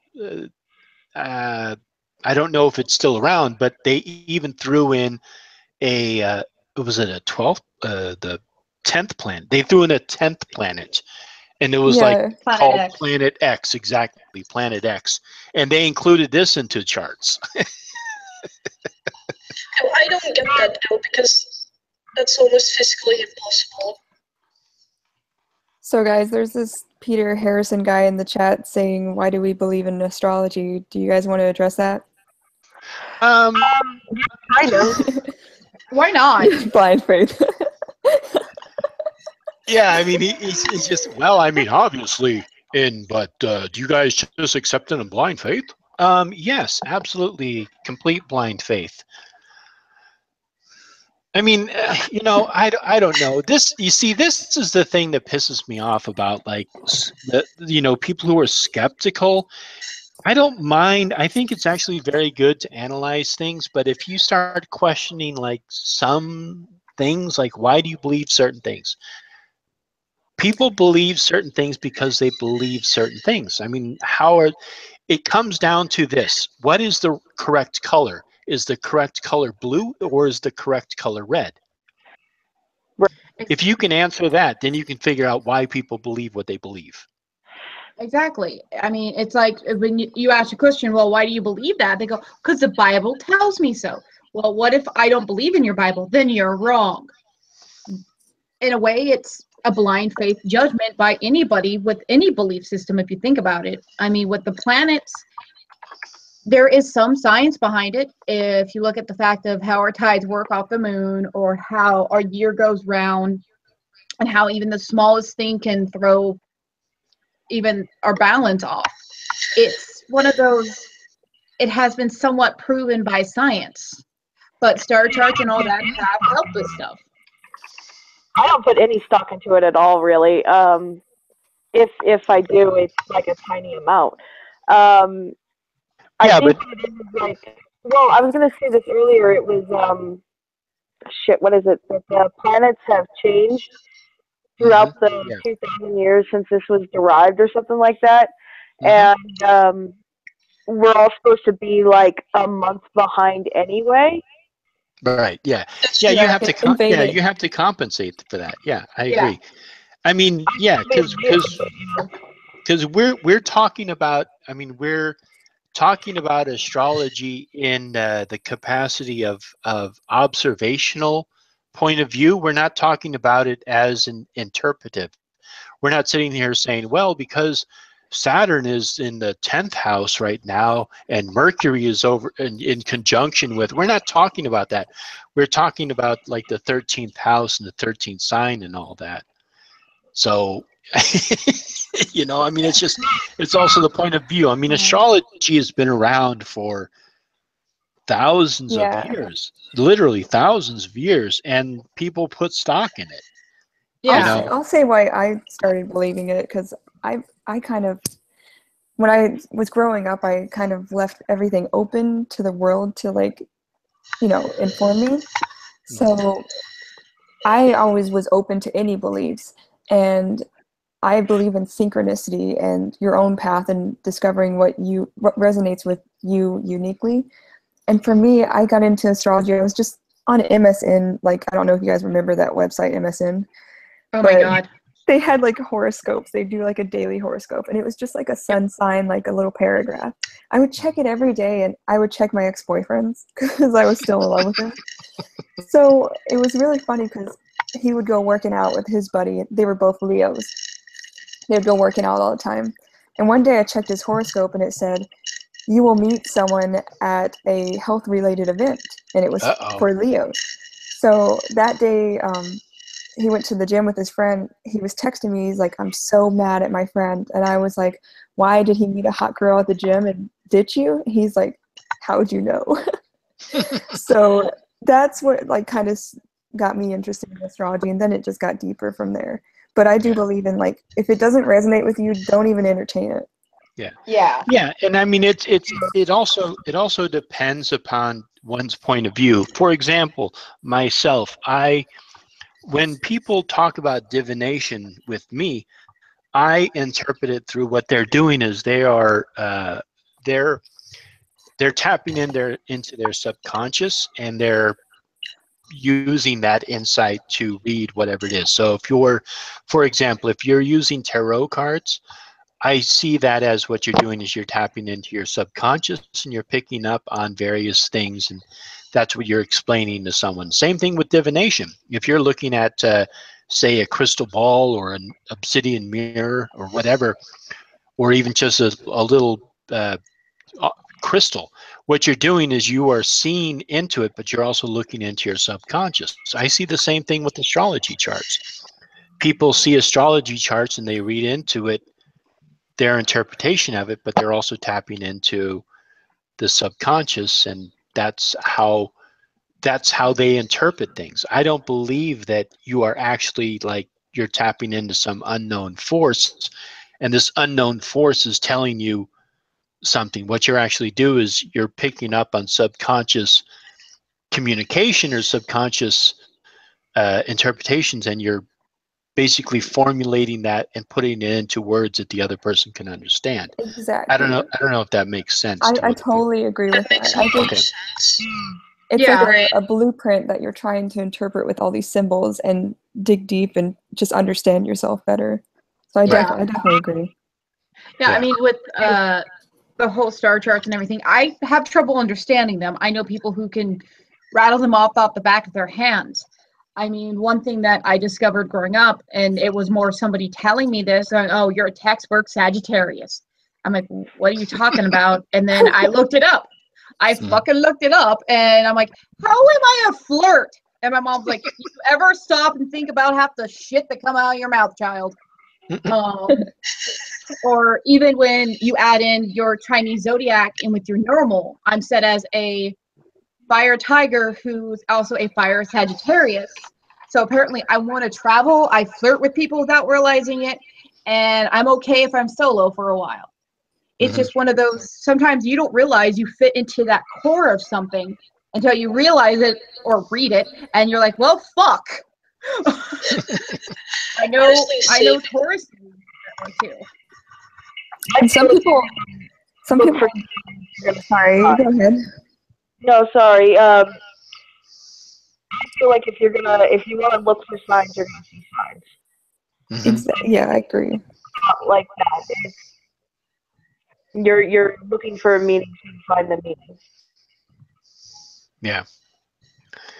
Hey, Zabora, your voice is getting a little robotic. Try reconnecting. But yeah. Hellbound, I have a question for you. Sure. So about the divination and the subconscious, what do you think about? Because I've always wondered about this. I have my own opinion, but about Ouija boards. Like, what do you think that's actual like connection with like a different spirit, or do you think it could also just be connection with your subconscious? Well, yeah. I mean, I've kind of talked about this on my channel a little bit. I don't believe in spirits. I believe that when we die, either we reincarnate or nothing happens to us. If we reincarnate, then hopefully there's not a spirit left. Now, I've heard different, there's different things, and I honestly don't know one way or the other. But for myself, I believe that people who use a Ouija board, they're causing the planchard to move on its own. Nothing else is moving it. So either they're subconsciously doing it or they're consciously doing it. But I believe that they are the ones who are moving the planchard, not a spirit or another entity. That's what I believe. And I have the opposite belief of him because I use one. But for me, I don't directly think it might be the soul, the spirit or whatever coming back. It could be their energy. It could be any of that. But sometimes it can be your subconscious doing it. It's sometimes you want something so bad, your subconscious forces it to happen. And that's also another phenomenon that you can look into as well when something moving as well. You're forcing out energy to make it happen. So it's not necessarily, it could be a spirit, it could not be a spirit. You never know. But I mean, I know skeptics, I know regular people. I mean, obviously I don't get along with Logan on this topic. But I know a few other people who think the same way, and sometimes they look at me like, yeah, you're the crazy person who sees stuff. You need to be on medication. But it all is your perspective. Yeah. And I have used Ouija boards. So have I, and that's what makes me wonder because, like, for a while thought it was something outside of myself. But then I stopped vocally asking questions and I started asking them just in my mind, like with my thoughts. I would just think the question and it would move, and I started to wonder, am I the one doing this? And so I don't know. That's why I wanted to pick your brains about it. Yeah, I mean, like I said, yeah. I mean, I've never gotten one. I think Feathered had something to say, and then Zabora. Feathered, go ahead. Oh, my dad used to do research in this, and when he had my age. And I'm really sad that I don't have those documents anymore, but he had a lot of evidence for both sides. Like, as in people evidence, as in, like, what people said, and a lot of, like, how do you say that in English? Interviews and stuff. And then Zabora, I think you had something you were going to say. I've just never gotten a Ouija board to work. So when it comes to spirits and stuff, you know, I like to think that there's something else, but I'm not really sold on the whole thing yet. Yeah. So I mean, everybody has their own interpretation of it. I mean, like I said, I mean, my position on my beliefs are based upon my own experience. You know, so for example, my experience with the Ouija board is different from Loki's experience. Loki has had a completely different experience with them. It doesn't mean that my experience is more valid than Loki's or vice versa. It just means that we've had different experiences with it. And Yeah. I've thought about, like, what happens after we die? Do we go up to heaven or what? And I believe that we reincarnate, and if we do reincarnate, then hopefully the spirit doesn't stay here. But like Zabora, we've had this conversation before. I think it was Zabora, or maybe it was somebody else. No, excuse me, it wasn't Zabora. I actually had this conversation with somebody else, but they were talking about they break the soul up to like 3 or 4 different levels. So, I mean, it gets really complex. So it really depends upon what your perspective is of it. So it's, you know, I mean, it's, yeah, I mean, I'd like to say, I mean, the ultimate truth is what We don't know. I don't know what the ultimate truth is. I don't know what it is. You know, I think the ultimate truth is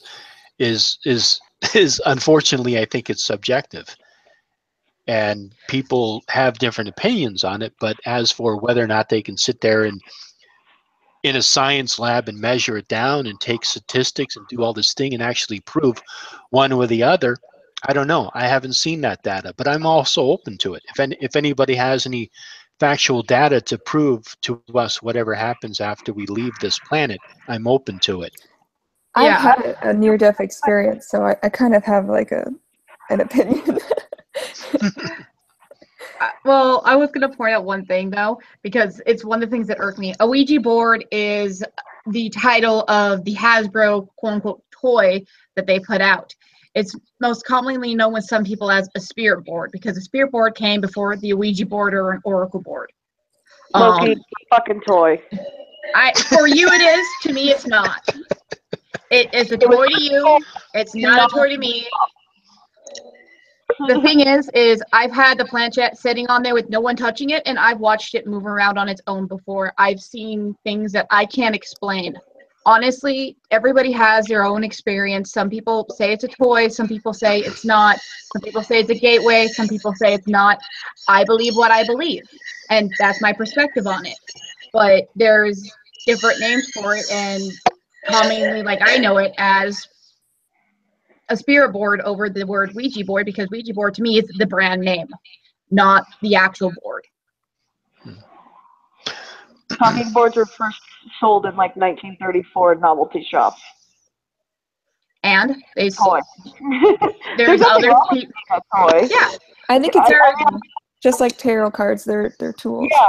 Yeah. I'm not saying it's a toy. I'm just saying that. Well, what is that? It's on Feather's End. Yeah, I'm sorry. Wait. Hey, killing us. Yeah, thank you. Yeah.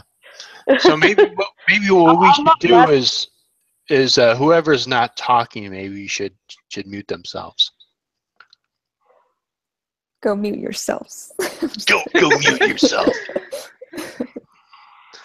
All right, Logan, you're going to have to tell us the order then. I know. It's pretty difficult to do. But yeah, I mean, it sounds like it was coming from Feathered End, so she muted herself. So thank you. Well, so I'm sorry. That's okay. So Rosalind, I'm curious. So have you used a Ouija board? What has been your experience? Have you used one? Like I said, it was kind of like a part of my awakening phase when I was in middle school. Mm-hmm. And it was just one of those things that's really interesting when you're growing up. It's got like a mystical aspect to it.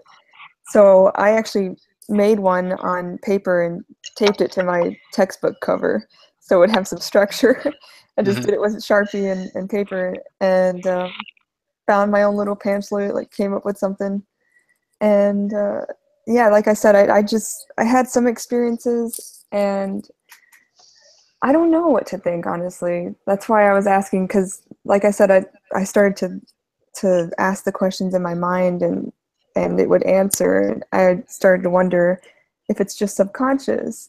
Then I started to have experiences with tarot, and like, opening a book to a certain page, and just, the observer effect, and manifestation, synchronicity, and I just didn't know if it's just my subconscious or if it's something else. So I still don't know. Yeah, and were you by yourself, or were you with other people?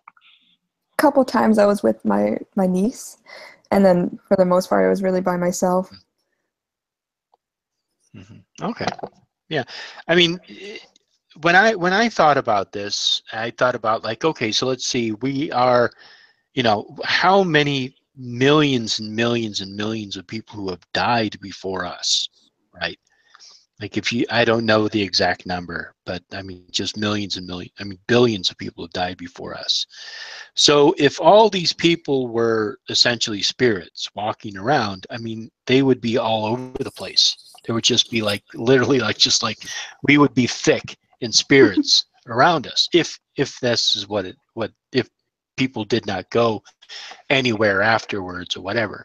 So that's why that was the linchpin in my belief system, switching away from spirits, belief in spirits, because I didn't understand what would be a mechanism for that, like why some people would be spirits and other people wouldn't be spirits. And I also I come down to the common denominator that whatever happens to everybody in the entire world would have to be it would have to be an objective truth. It would have to be universal. So that's just kind of like what I thought. So I just believed, okay, well, maybe we don't stay here after we die. We must leave. So I came to the conclusion that reincarnation seemed like the most logical conclusion. Either we reincarnate or poof, that's it. Nothing else afterwards. So that's one of the reasons why I don't believe in spirits. And if you believe in spirits, or excuse me, if you believe in, say, Ouija board, spiritualism, evil spirits, good spirits, all that stuff, you have to start believing in spirits themselves to also come to the conclusion of these other things. And so I just don't believe in spirits. And so that's why I believe the way that I believe about Ouija boards. Doesn't mean that my belief is correct. This is just how I came to this conclusion. Yeah. Can I say something? No, no, you no, can't. Mute yourself. No, I mean, only I can speak.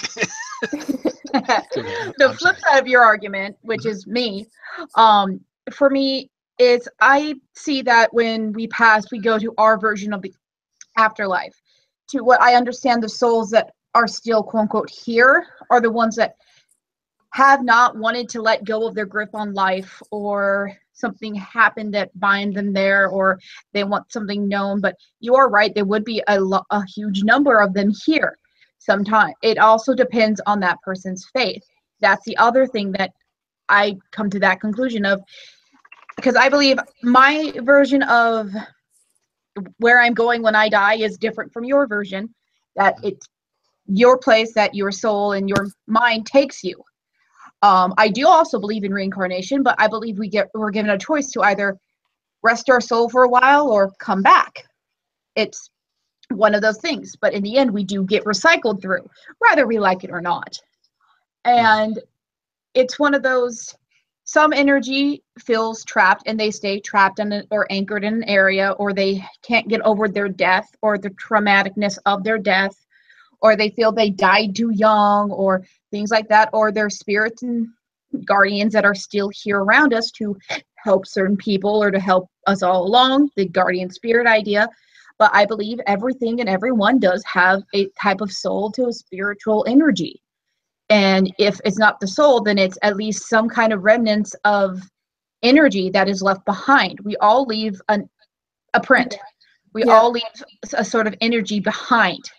That's I think like when a soul, like you're saying, is like has a traumatic experience and like stays, I feel like it's more like an energetic stain on that place, and you have to cleanse it away for it to go away. And I think that's why people see like apparitions or replays of those events, because it's so traumatic. It puts so much energy into that place, and it stays. That's where you get the traumatic hauntings or poltergeist energy. Is what I know, and a lot of people come to believe, it's energy that you can give off yourself, or it happens a lot with us females going through our teenage stages, because certain things happen that we don't really like, that you boys don't have to experience because it happens for the rest of our lives at least once a month. But it's just energy and balance and change. So sometimes it's easier to describe a soul as an energy input. And when you die, it runs out. Loki, did you just imply that men are less spiritual than women because women? No. What I'm implying is we're more emotionally imbalanced 95% of the time than they are, because we can be. I do know of poltergeist activity that has happened because of a young male. It can happen from anyone, but it's more commonly found with young females.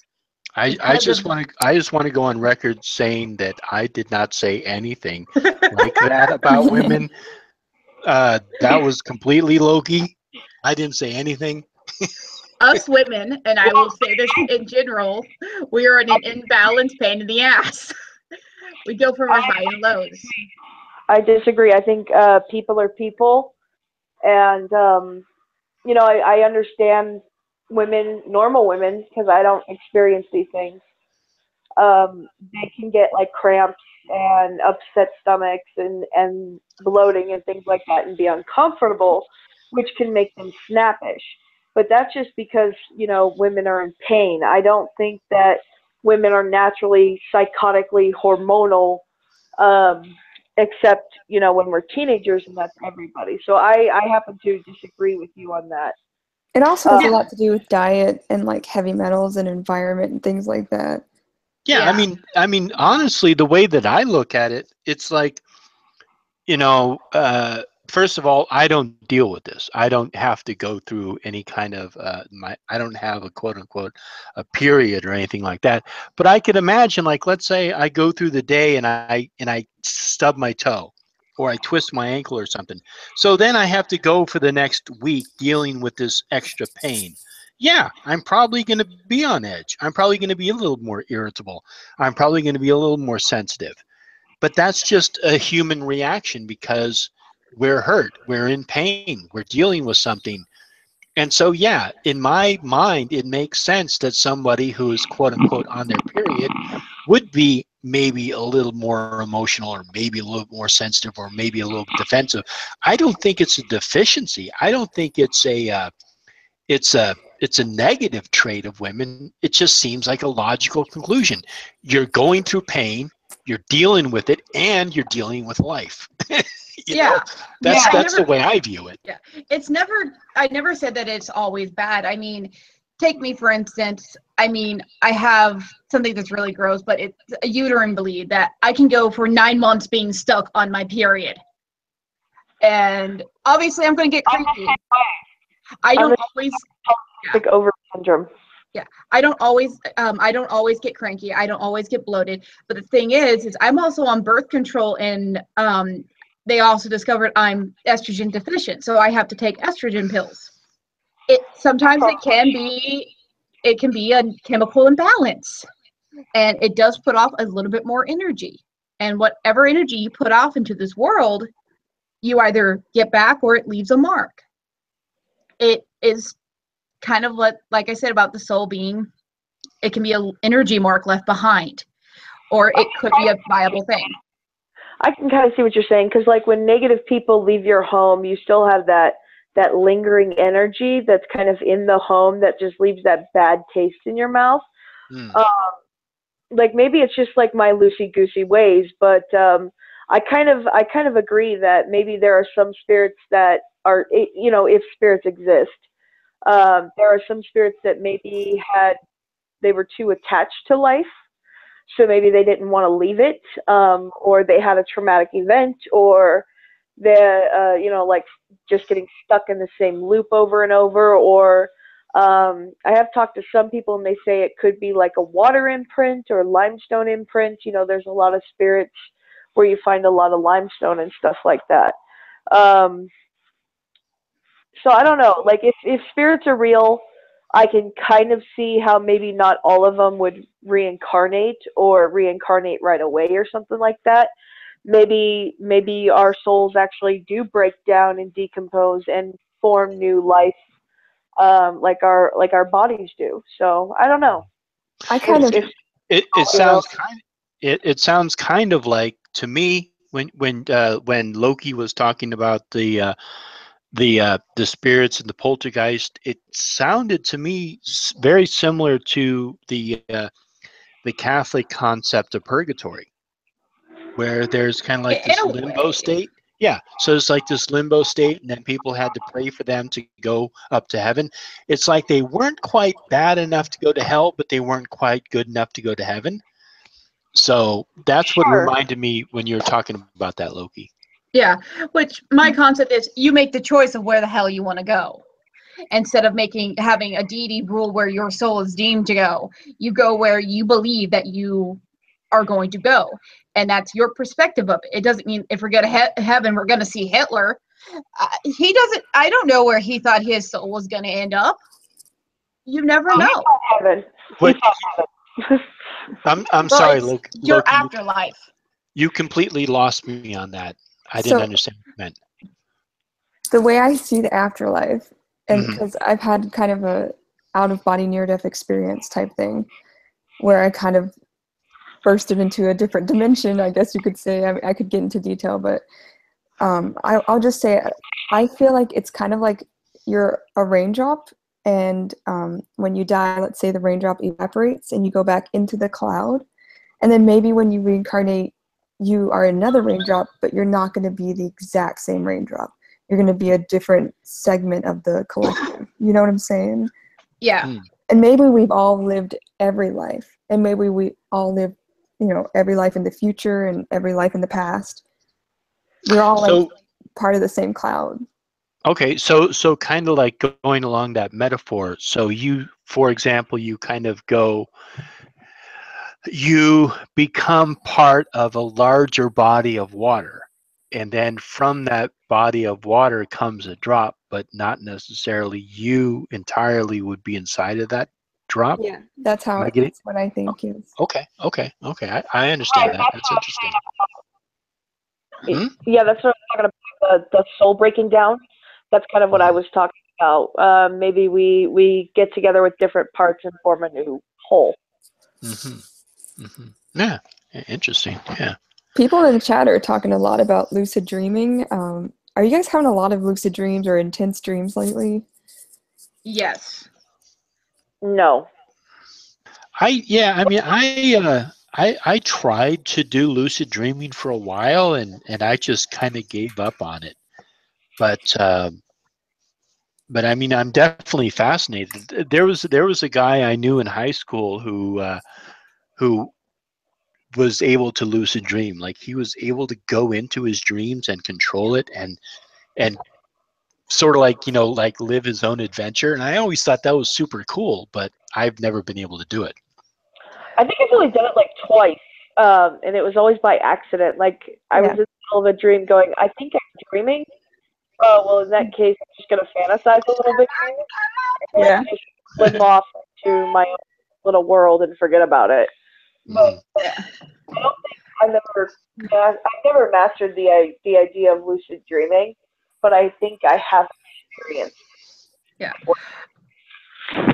Same. Like, it's always an accident for me, and then I always get too excited, and sometimes I wake up. Yeah. I mean, like with me, my lucid dreamings normally put me back into the body of when I was a child, and it's normally in my childhood home. And it's not reliving memories, because these are not memories from that home, because it looks different. I know where I'm at, and half the time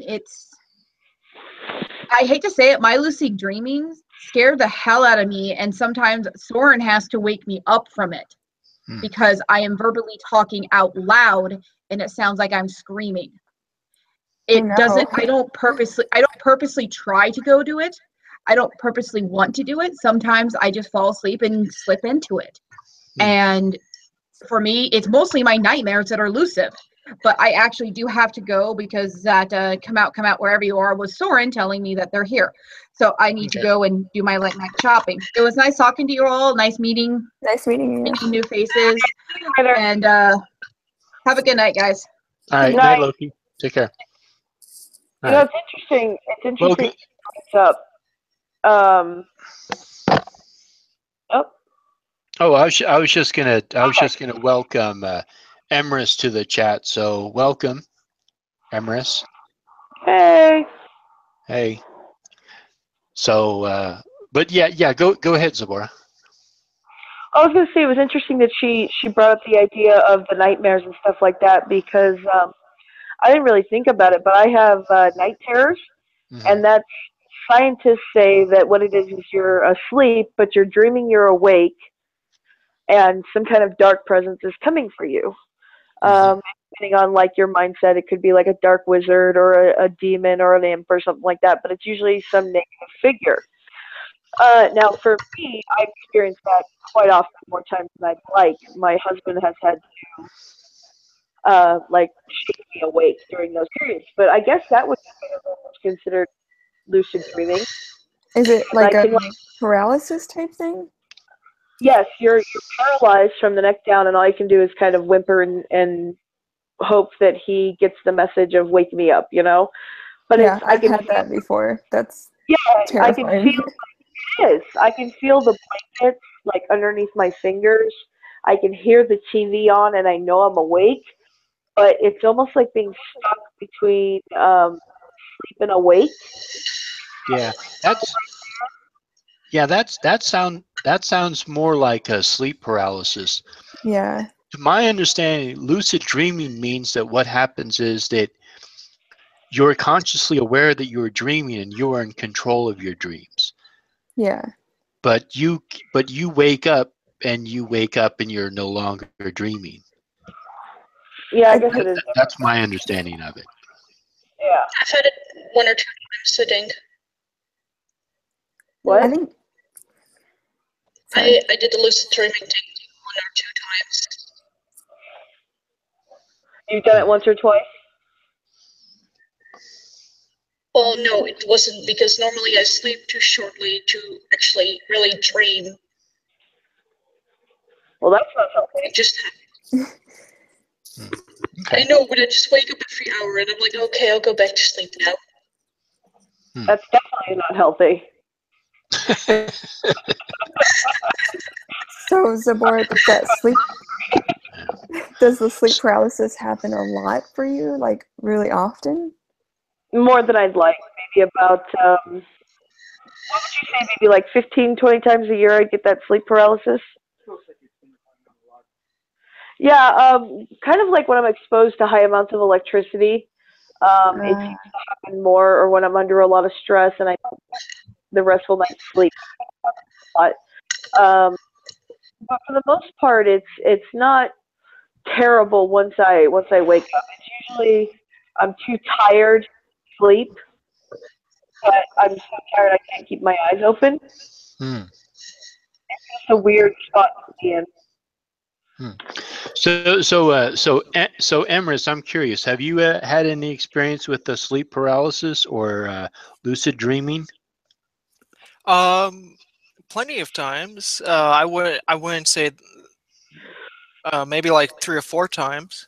My wife has also interacted with lucid dreaming too. She would I wake her up and she'd be like, "Oh, I'm in the middle of a dream right now. I need to go back." And I'm like, "Sweetie, it's in the morning." Then she goes back to sleep, and she's going back, and she tells me that she can go back and dream and continue the story. Continue the story, and that's one of the interesting things about lucid dreaming is when you're consciously aware of what's going on and you can manipulate the events in that scene, you could pretty much make up your own story. And I think that when you can make up your own story, in a sense of like that, anyone could pretty much be their own author. Mm-hmm. That sounds cool. Yeah, because when I go to sleep, if I wake up for whatever reason in the middle of the night and I go back to sleep, like I'll start thinking about the dream that I had previously, but I don't think I've ever gone back into the same dream. I think I have some other dream. So I just did that last night, actually. Did you? Yeah, I slept in late because of it, because it was a really good dream. I just kept going back. Like I would wake up, toss and turn, and fall back asleep on purpose, even though I knew it was getting late, like 1 o'clock. I just kept sleeping because it was a good one. You know, a funny thing is I haven't had a nightmare in. I can't remember the last time I had a nightmare. That says a lot about your subconscious. Like you have a good state of mind. Yeah. See, I dream more when I try to force myself to go back to sleep, like you were talking about, Rosalind. You know, forcing yourself back. But my mind is so chaotic when I'm sleeping that I never really go back to the same situation, and it's always like little segments that change really fast, and even though they're connected, but they're not really not. You know, it'll be weird shit like that. Yeah, I mean, it all changes so fast. I think that's the thing about dreams is like, if you think something in your dream, it automatically manifests. Whereas in real life, it takes a while to manifest. Yeah, I always dreamed more when I was forcing myself to go back to sleep. It's like my brain wanted to be active, so it was active in my sleep. I always have the same very often I have the same recurring dream, and that is that I'm able to, you know how they have flying dreams? Yeah. But it's not a flying dream. What it is it's a jumping dream. So I can jump really high and really far for a certain period of time, and then I land back down and I can jump again. I hate those dreams because they always make me feel sick when I'm falling down. No, I don't feel sick. I mean, it's actually a really awesome. It's like having a superpower, and so it's like I can jump. It's really cool. I enjoy it. But no, I don't feel sick or anything like that when I land. I just have I don't like roller coasters or anything or heights or anything. I can feel the sensation of falling when I'm having a dream like that. But I can imagine how it'd be liberating. Yeah, but I like kicked myself awake because I was falling, and when I landed, I my foot went out and actually kicked my own ass. So like dreams, but I usually don't get those recurring dreams too often. I've had like one recurring dream 3 days in a row, but that was like the only time it happened, so I wouldn't call it a recurring dream. My mind's chaotic though. Yeah. No, this is like a recurring dream. I think I have it like almost every other night. Someone said they had that dream before. Mm-hmm. So, yeah. So let's see what's going on in the chat. I want to reflect on my subconscious, which is why I want to lucid dream. Yeah, that dreams can. Oh, and then okay. So Rosalind had asked if anybody wants any dreams interpreted. So let me see. I actually did it for a friend of mine. Mm-hmm. Really quote unquote weird things, and I try to interpret them for him. It's really the only thing I do with dreams.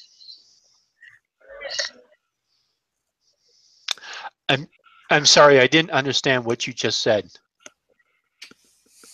I'm sorry. Never mind it. Do you have headphones? It's kind of hard to understand you. I have headphones and they're plugged in. Well, Okay. Well, I'll be right back. Try to reconnect. Yeah, try reconnecting. Hit Control R or F5 and refresh. Sometimes that helps. So in the chat, Caesar says, I want to reflect in my, you've already read this, like he wants to reflect in my subconscious, which is why he wants to lucid dream. I agree. That's actually why I lucid dream. I get so happy when I'm lucid dreaming. And someone asked me yesterday, like what I do when I become lucid. What I do is I look around and I see what's happening in the dream at the moment I become lucid, because it's all symbols, you know, and I think I become lucid for a reason, to understand what the symbols mean and what my higher self is trying to tell me and what my subconscious is trying to communicate with me. But I think if you become lucid and you explore your subconscious, I think it can change your life by facing like your fears and your subconscious and things like that. Interesting. Yeah, because I always have this is a fear that I have. A fear that I have is that like the wall between my conscious and my subconscious would essentially be dissolved or be eliminated, and so my conscious and my subconscious would merge into one. And so I would have to be consciously aware of like all the functions of my body that my subconscious already controls. Yeah. That's just a weird fear that I have. I mean, it doesn't make any sense, and it wouldn't actually happen. But it's like one of those things. It's like people are like, I'm afraid of spiders. I'm afraid of heights. I'm afraid of this. I'm like, I'm afraid of my conscious and my subconscious merging. Does it work now? Yeah, you sound a little better. Yeah, so what were you saying earlier? It does sound better. Oh, okay. So basically, I have a friend of mine who has really like weird dreams, quote unquote, and I have this tiny book in which there's like dream interpretations and everything, and he actually like dreams about things that are in that book, and I'm just kind of like, what? Okay. Yeah. It's kind of weird. Like a lot of people have a common dream of like their teeth falling out. Mm-hmm. A lot of people have that dream, and it's always so traumatizing for people. I've had it. A lot of my friends have had it. Yeah, that's. I've never had that before. But what I mean is that, for example, there was this tiny section in the book that said like towers, and then, for example, the Big Ben, and he had dreamed about the Big Ben, and I just, what? That's really specific too. Yeah, that's what I mean. So let's see. Okay, so Blue Thunder asked, what's the difference between normal dreams and lucid dreaming? I think we covered that, but I think they came in late. Yeah, I typed out an answer for that one. So. Oh, you did? Okay. It's really basic. Yeah. Caesar says he's trying to join. Peter, I think, wants to join. Okay. Well, I'll put the link in again, guys. Click it. But I also have to admit, I'm tired. Slow. Yeah, I'm getting tired, so I'm probably going to wrap this up pretty soon. I think maybe we'll go to the hour. Here it's 2 a.m., so I think we'll end it at 2 a.m. Here it's almost 11 a.m. Dang, where are you guys at? It's like 3:33 here. It's 1:30. Yeah, because I'm in California, and I know Zabor's in Nevada. Where are you at, Rosalind? I'm in Oklahoma right now. I'm just visiting. And I know Feather, you're in the Netherlands. And where are you at, Emrys? Phoenix, Arizona. Oh, Phoenix. Okay. So we're kind of like neighbors. Yeah, you and Zabor and myself are very close together. When I hear that, it's like saying Belgium is my neighbor, and it's so weird to me, but it's so funny. Because it's like, you guys have such a big country, and I can't wrap my head around it. Well, it's really interesting. It's like, if you look at Canada is huge. I think Canada is actually bigger than the United States.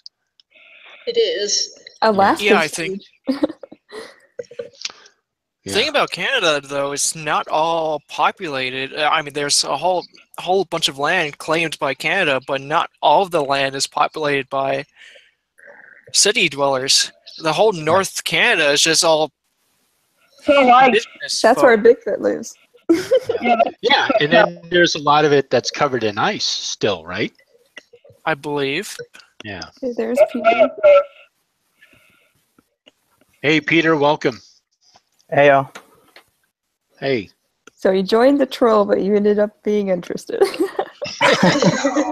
No, he wasn't trolling. He was being nice. He just had some questions. Ask away. Like, well, obviously. Yeah. So what was your question, Peter? Let's go back and chat now. I don't know. I just saw you guys chat and thought I'd join. Yeah, yeah, that's cool. Yeah, because I know you were asking about astrology, and you were asking about it. Yeah, because we were talking about astrology, but kind of in the sense of there was this belief or this concept or some idea or something about a 13th house or a 13th sign. So we're trying to figure out, like, okay, it was a 13th sign. Okay, so if there was a 13th sign, it would shift all the other ones. And so, like, for example, what is it? Each sign or each house takes up 30 degrees. Yeah. So if you were to throw another sign in there, that would, I mean, then each sign's days would shift. So, for example, what Capricorn goes from like November, middle of December to the middle of January. If you threw a 13th sign in there, then you would have to subtract X amount of days. So I don't know. It just seemed very bizarre to me. They would have 28 days in total per sign. Mm-hmm. So they would have to subtract at least 3 days from each sign. So it would be 36, like 30, it would have to be like 2.5 days from each sign. Yeah, didn't NASA try and rework the entire zodiac with the 13th sign? Mm-hmm. Yeah, and I think it could be just a disinformation. Yeah, It could go people I mean, confused or.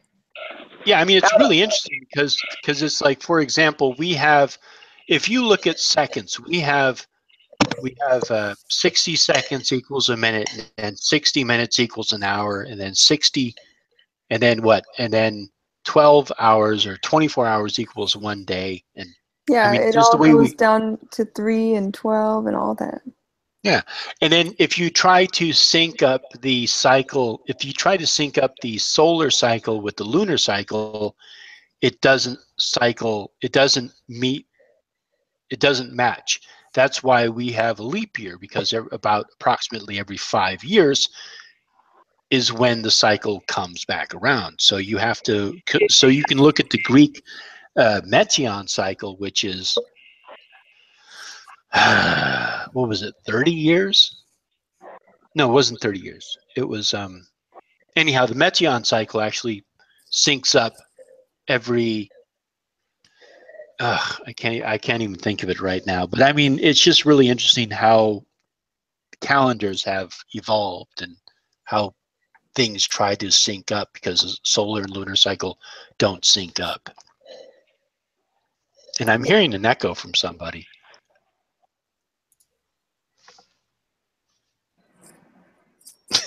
I know, I'm all like, completely killed the everyone. chat. I was like looking, making sure it wasn't me. Is it me? Talking about? I don't know who it is, but I hear an echo. Okay, so we're gonna have to go through like the whole process of muting each other then. I mean, I hear it too, so. Yeah, Feathered, I think it might be you. I don't mean to pick on you. Wait, but I think it might be you. No. I think it is each other. I feel so bad because your profile picture is so cute. Yay, my friend drew it. And I really like it. So cute. Yay, thanks. I'll tell my friend about that. I'll try to fix it. I don't know. I think, yeah. Dark cave. Wait, let me just. All you have to do is just mute yourself, and then Go mute yourself. okay, go mute yourself, man. It's like back in the day when I went to high school. It was like, go fuck yourself. Yeah, that's what I say. Nowadays, it's like, go mute yourself. Delete yourself. That's really sad that our society has shifted that much to the digital. Exactly. Go mute yourself. 1984. It's like because I watch a lot of other channels. I don't know if any of you heard of Bearing, his channel. No. But okay, Nope. so this guy does he makes fun of people, but in a way that it's kind of educational and kind of like he challenges their beliefs and their ideas. And there was this person who had this belief about something. I forget exactly what it was. So he's challenging his beliefs. And the person didn't cite anything. And then he commented, he said, well, where's your citation for all this? And all these people were giving him comments like, don't you understand? It's already there. It's so obvious and all this stuff. And he was just asking for a citation for proof of it. And so I was thinking, I was like, wow, people are so sensitive nowadays. It's like when I was growing up and I was going to school, people were brutal. I mean, people were brutal. Yeah. They made fun of you for every little thing. Like if your pants were a little too short or your shoes were a little big or whatever it was, they made fun of you. Nowadays, it's like people are in a chat room and it's like people make fun of their arguments and they're like, that's no fair, man. You're bullying me. It's like, come on, man. He's just Look, I'm posting I'm posting a It is. meme in the chat. You guys, you gotta look at it. It perfectly describes what you're saying. Oh, okay. Well, I would remember high school. If you were being made fun of, you'd punch that person back in the face or go back at them. It's that was my high school experience. Or you write about it in your diary. Yeah, or you write about it in your diary. Yeah, I mean, and also this was what you could do. If you were somebody, like if somebody said, oh, you fucking queer, blah, blah, and you did not react to it, they moved on to somebody else. But if you sat there and you said, oh, you fucking queer, and the person started like reacting to it, you knew exactly how to push their buttons. And you could fuck with them. You could fuck with them the whole school year. And then when they went on to high school, because you know exactly how to push their buttons.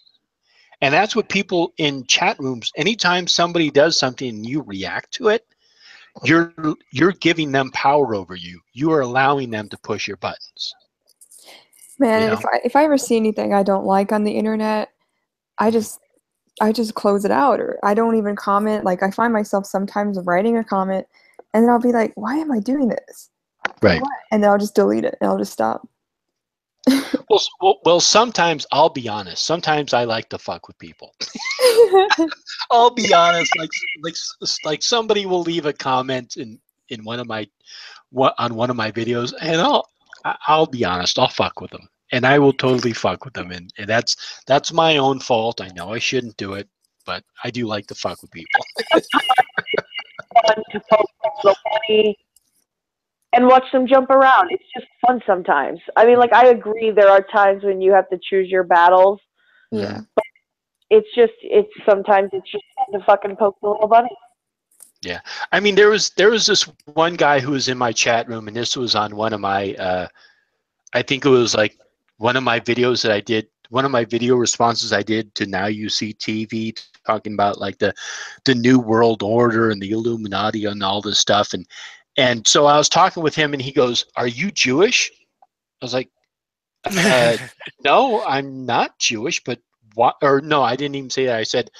I say, "Why would it matter if I'm Jewish or not?" And so he started talking about this whole Zionist conspiracy, and then he's talking about the. You'll have to Google it after this, but it was the pamphlet of the Zionists, some kind of a pamphlet that was like translated from Russian, where these Jewish people got together and like they laid out this plan on how to take over this world. So this guy, like, he was convinced that like the Jews were trying to take over the world for whatever reason. And I was like, after a while, I was like, fuck this. I'm just blocking this guy. I don't have time for your crazy, sir. Yeah. Yeah, I mean, it was kind of fun for a while because I was fucking with him, but then he just got like, he got into a whole world of crazy that like I didn't want to deal with anymore. I was like, fuck this, block it. Down some dark rabbit hole. Yeah, exactly.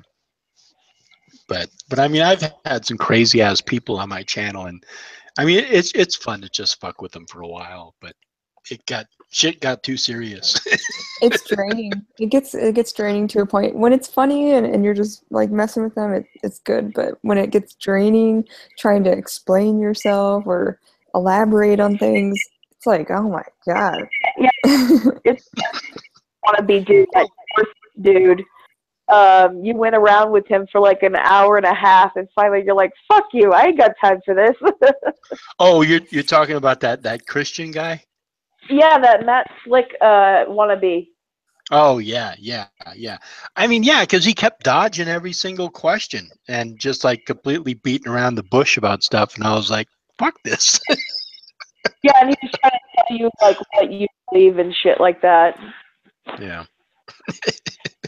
That was a lot of fun. I like people like that. Yeah. See, I mean, it's different. There's this other guy who came onto my channel. His name's Sniper Boy, and he's a Christian. He comes around into our chat rooms every so often and tries to convert us to Christianity. You know, because we're that's godless. nice. That's Yeah, nice. because we're godless heathens, and we're going to burn in hell. He just has the best interest for our souls. But so he came into a chat room with myself, Zabora, I think Loki was there, and one other person. I can't remember who the fourth person was. I think it was Raze, this other person who is in my chat room, Raze the Village. And so there's all four of us, and he was talking about, we were watching some Now You See TV, this other conspiracy video, and they got to the point of the Illuminati and of course the New World Order again, and Sniper Boy chimes in. He goes, "Well, yeah, but I kind of believe that." I immediately stopped the video. I was like, "Why do you believe that?" Elaborate, please. Exactly. And he's all, "Well, because they want to take over the world." I was like, "Okay, what would be the purpose of them taking over the world?" And then he's like all defensive, and then he's like, "Well, because you see, it's what Satan wants. Satan wants the end of the world." I'm like, "Okay, but doesn't God control Satan?" Well, yeah, but it was just like, yeah, it was you, me, and Raze, and Sniper Boy. It was you, me, Raze, and Sniper Boy. yeah, but there was a fourth person. There was you. No, it was me. just us. It was just us? Yeah. Oh, okay. All right. Boy. Someone says, does he have long hair? Yeah, sort of. He does. Yeah, he does. I think he does. What does he look like, Zabora? It's like 2 inches, slightly curled dark hair. All right, so it's like 2 inches, but he thinks it's 4 inches. So. Oh, is it 4 inches? Oh my god. Like 3. It's like 3. We always exaggerate. We add 2 inches, so. Yeah. It's circumstantial, isn't it? Exactly. It's all a matter of perspective. Angles. Exactly. Magnify and zoom in. It depends upon where you measure it from. You're going to measure it from the scalp or from the forehead. Oh my god.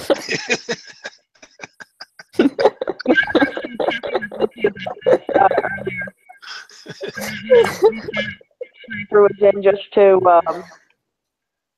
spread his message to us godless heathens. Yeah. You know, it's really funny. I think what we'll have to do is we're going to have to go to some Christian channel and go and convert people to paganism. We should do that. Yes. Yeah. We should all go in as a group. Yes. But it, like, But you in the But morning. you don't understand. Pan loves you. Pan wants you to find happiness. We should knock on people's Fuck your- doors. Exactly. stand on a corner and preach to people. To go around like the Jehovah Witnesses and knock on people's doors at 7 o'clock in the morning and tell them the good news about Sekhmet. Yeah, Hey, could- at least the Jehovah Witnesses are ecologically friendly Oh, really? Oh, they ride their bikes. when they Yeah. ride their Yeah, that's bicycles. Have you ever seen that Comedy Central skit they did of Mormons? They go around knocking Yeah. on people's door, and they knock on this one old lady's door, and she tells them to go fuck themselves. Yes. Fuckers. Oh yeah, I've seen that. I know Oh, yeah, that's right. That's right. Matt That's what it Stone was. and Trey Parker came out with a Broadway show called The Book of Mormon. Oh, yeah, I've heard about that too. I haven't seen it. So recently. I can't really understand. Like, I don't know. It's mumbly. Oh, Is Feather? that just me? I don't know if it's feathered. I think it might be Zabora. The mic is like muffled. Yeah, well, I know that Feathered and Zipporah, like their mics kind of like they go in and out. They're very robotic. I don't know how to fix that. But I think that's more of a connection issue, and that's something that cannot be fixed. oh, okay. Okay. Wait, can you guys hear me now? Like, am I clear? Yeah, we Yeah, can yeah, hear you're you, good. Feathered. What happens is it's kind of like your voice It's like auto. modulates. It's high and then it's high and low, and then it switches back and forth. Oops. I wouldn't have that same problem with other people. It's more of a internet speed or something like that. Hmm. Can I just really quickly say that this seems to be like a really American thing to me. Like, we don't have that over here. I've never, like, preferred each other. I've never had that over here except for on one occasion. And it's in like 18 years now. 18 years since what? Since what? Since I was born, and I've only had one person trying to confirm me. Yeah, I think it is an American thing because Americans are just opinionated. Americans can be obnoxious sometimes. Yeah, definitely. Yeah. I think that's what it more is. of an American trait. Yeah, but I think especially with Mormonism, because what was his name? Will Smith or Adam Smith, Bob Smith, Jim Smith? What was it, Smith? Dave The actor? Smith? No. The person who found the golden tablets. Okay. He found them in Joseph North America. Joseph Smith, thank you. Joseph Smith found those golden tablets in North America. So Mormonism is an American religion. And so I think that's probably one of the reasons why you don't have, especially Mormonism in other parts of it's probably not as prevalent or as common in other parts of the world, but it is pretty common in North America because he supposedly found these golden tablets digging in his yard or whatever, and it was like that became the Book of Mormon. Yeah, we don't get many Mormons in England. Yeah, I wouldn't think so. Jesus was white, and all people are white, and Native Americans, they killed their brother. The Book of Mormon is a very weird book. Mm-hmm. Yeah, and understand science. Yeah. Yeah, and there's also references that I've heard of the Margaret Kane doctrine, which is interesting in theory. I talked to a couple Mormons about it too, and they told me they don't follow that doctrine anymore. It's more of a racist thing from my understanding of it. It sounds like it. I mean, because how would people in North America know that Jesus was white if the timeline doesn't match up? Cain, knowing the story of Cain and Abel, Cain was marked after murdering Abel, and that mark from the Book of Mormon was skin coloration, making his skin black. And that's part of the doctrine, which is insane. Yeah, that does sound racist. Yeah. Zabor, I'm sorry, can you repeat that? I thought the Native Americans wanted the color change for the mark of Cain, and that was redskins. I thought the ones that... Can you guys hear me? Kinda. Yeah, it got a little better. Kinda. You're kind of coming. You're coming in and out, but maybe if we all silence our mics, we can hear you. Is this better? Sure, why not? Just talk. I thought that it was the Native Americans that got the mark of Cain with the red skin, not black skin. It could be, but I've actually heard what Emrys was talking about. There's actually like a cartoon on YouTube if you ever like type in like Mormon cartoon. But yeah, but they believe, I mean, this is what this cartoon says. And actually Loki's witch was a Mormon, so maybe we could ask her this later on. But they do believe, from what I understand from this video, is that yes, supposedly people who have dark skin are considered to be children of Cain. They have the mark of Cain. But yeah. Maybe just anything other than white is kind of what, because if they're white supremacists, you know, anything other than white would be bad. You know what I mean? Right. I mean, it's kind of like the justification for slavery. It's like, oh, well, it's okay because, you know, they're lesser people, you know. And I mean, they use the Bible to justify slavery, you know, in America at least back in the day. So, I mean, that's the Bible for you, but. Do you guys know anything about the like Anunnaki in South Africa? Oh yeah, I've heard of that. No. Yeah. Man, it gets really deep. We're running out of time. Oh, okay. Well, I mean, I could go a little longer, but I mean, what is it? Because now you got me curious. So. Well, I mean, I could probably just link you some videos that you can watch later on, or no. Fuck that. Just summarize it. I'll look it up later. It's a long story, but apparently Anunnaki are like. They're aliens. Yeah. Ancient theory. It's the ancient alien theory. Basically. Oh, I see. Are they the ones who have that kind of elongated head? Yeah. Oh, okay. Yeah. Okay, all right. I see. The Nephilim, supposedly. There's really just not a lot known about them, so a lot of people just make assumptions about aliens. Mm-hmm. Because of the way the scripture and stuff was written. Now, are those the same people who are turning the frogs gay? Yes. Okay. I'm just kidding. I don't know.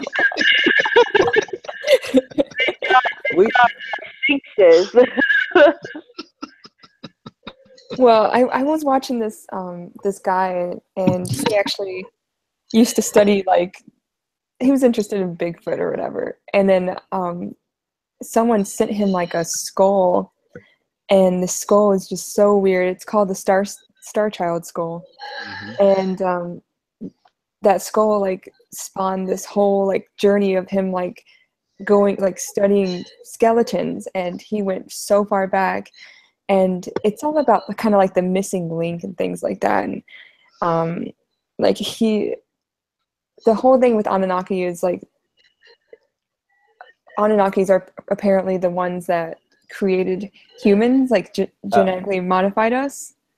Yeah, there's if in the Sumerian, like the Enuma Elish and stuff like that, there's like people who believe this stuff can say that Alien. looking at it from like a scientific perspective, it basically looks like they took sort of primate kind of things, genetically modified us with their DNA, and then basically turned us into a slave race. That's basically the theory summed up.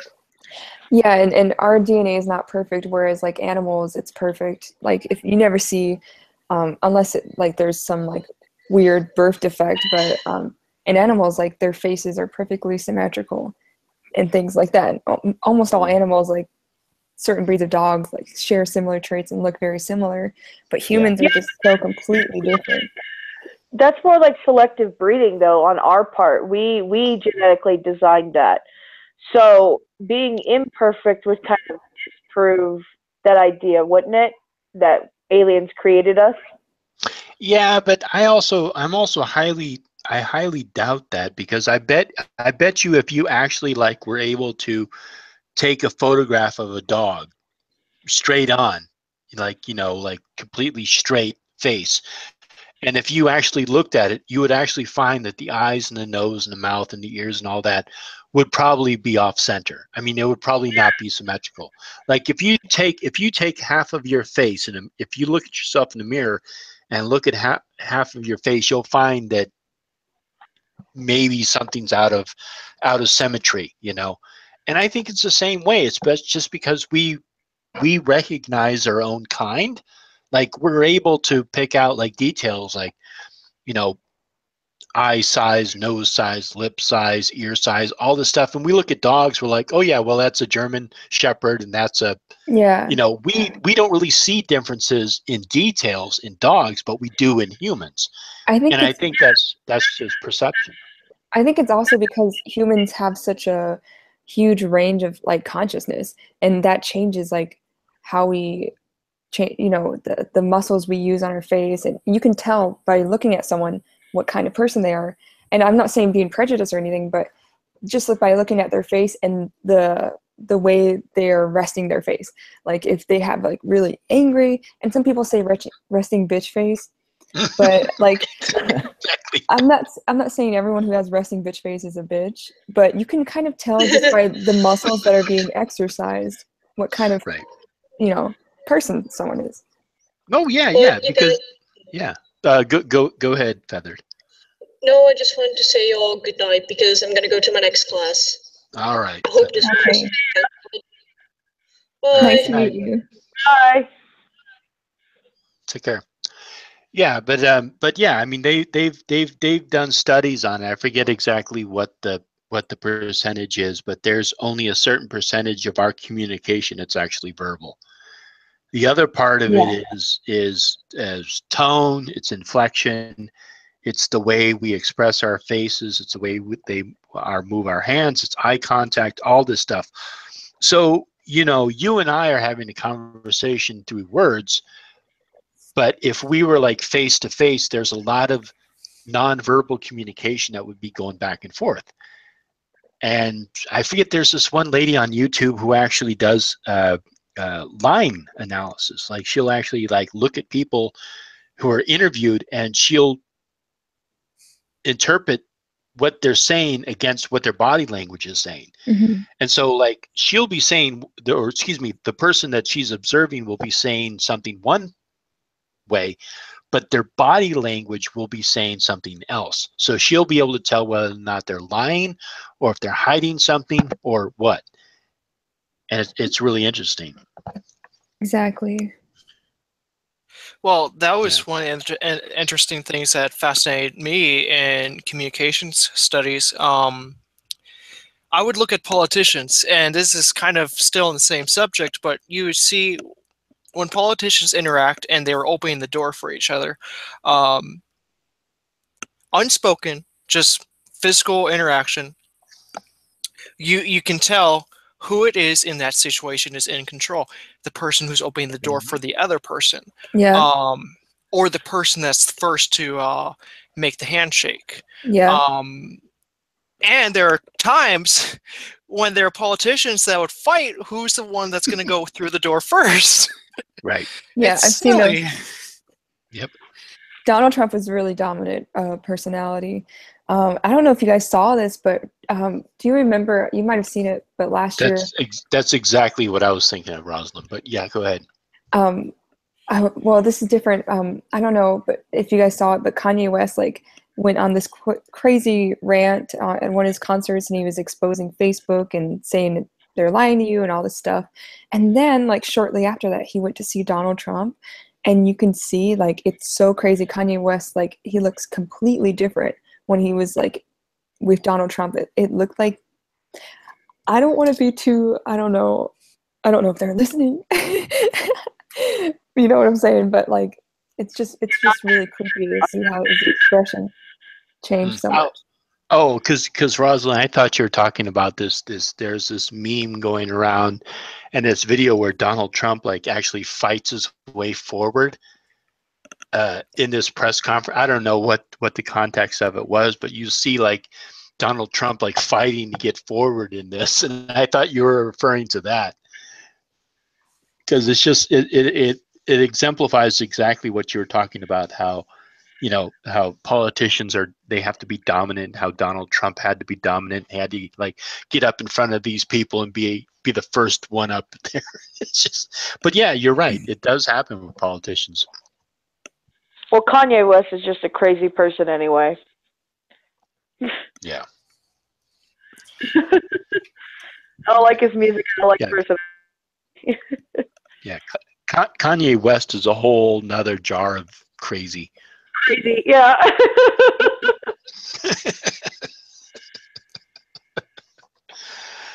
So, all right. Well, I think I'm gonna wrap this up, guys. But it was a lot of fun, and thank you so much for joining. It was a lot of fun, and I do have hangouts on a regular basis on Wednesdays and Saturdays. You guys are welcome to join.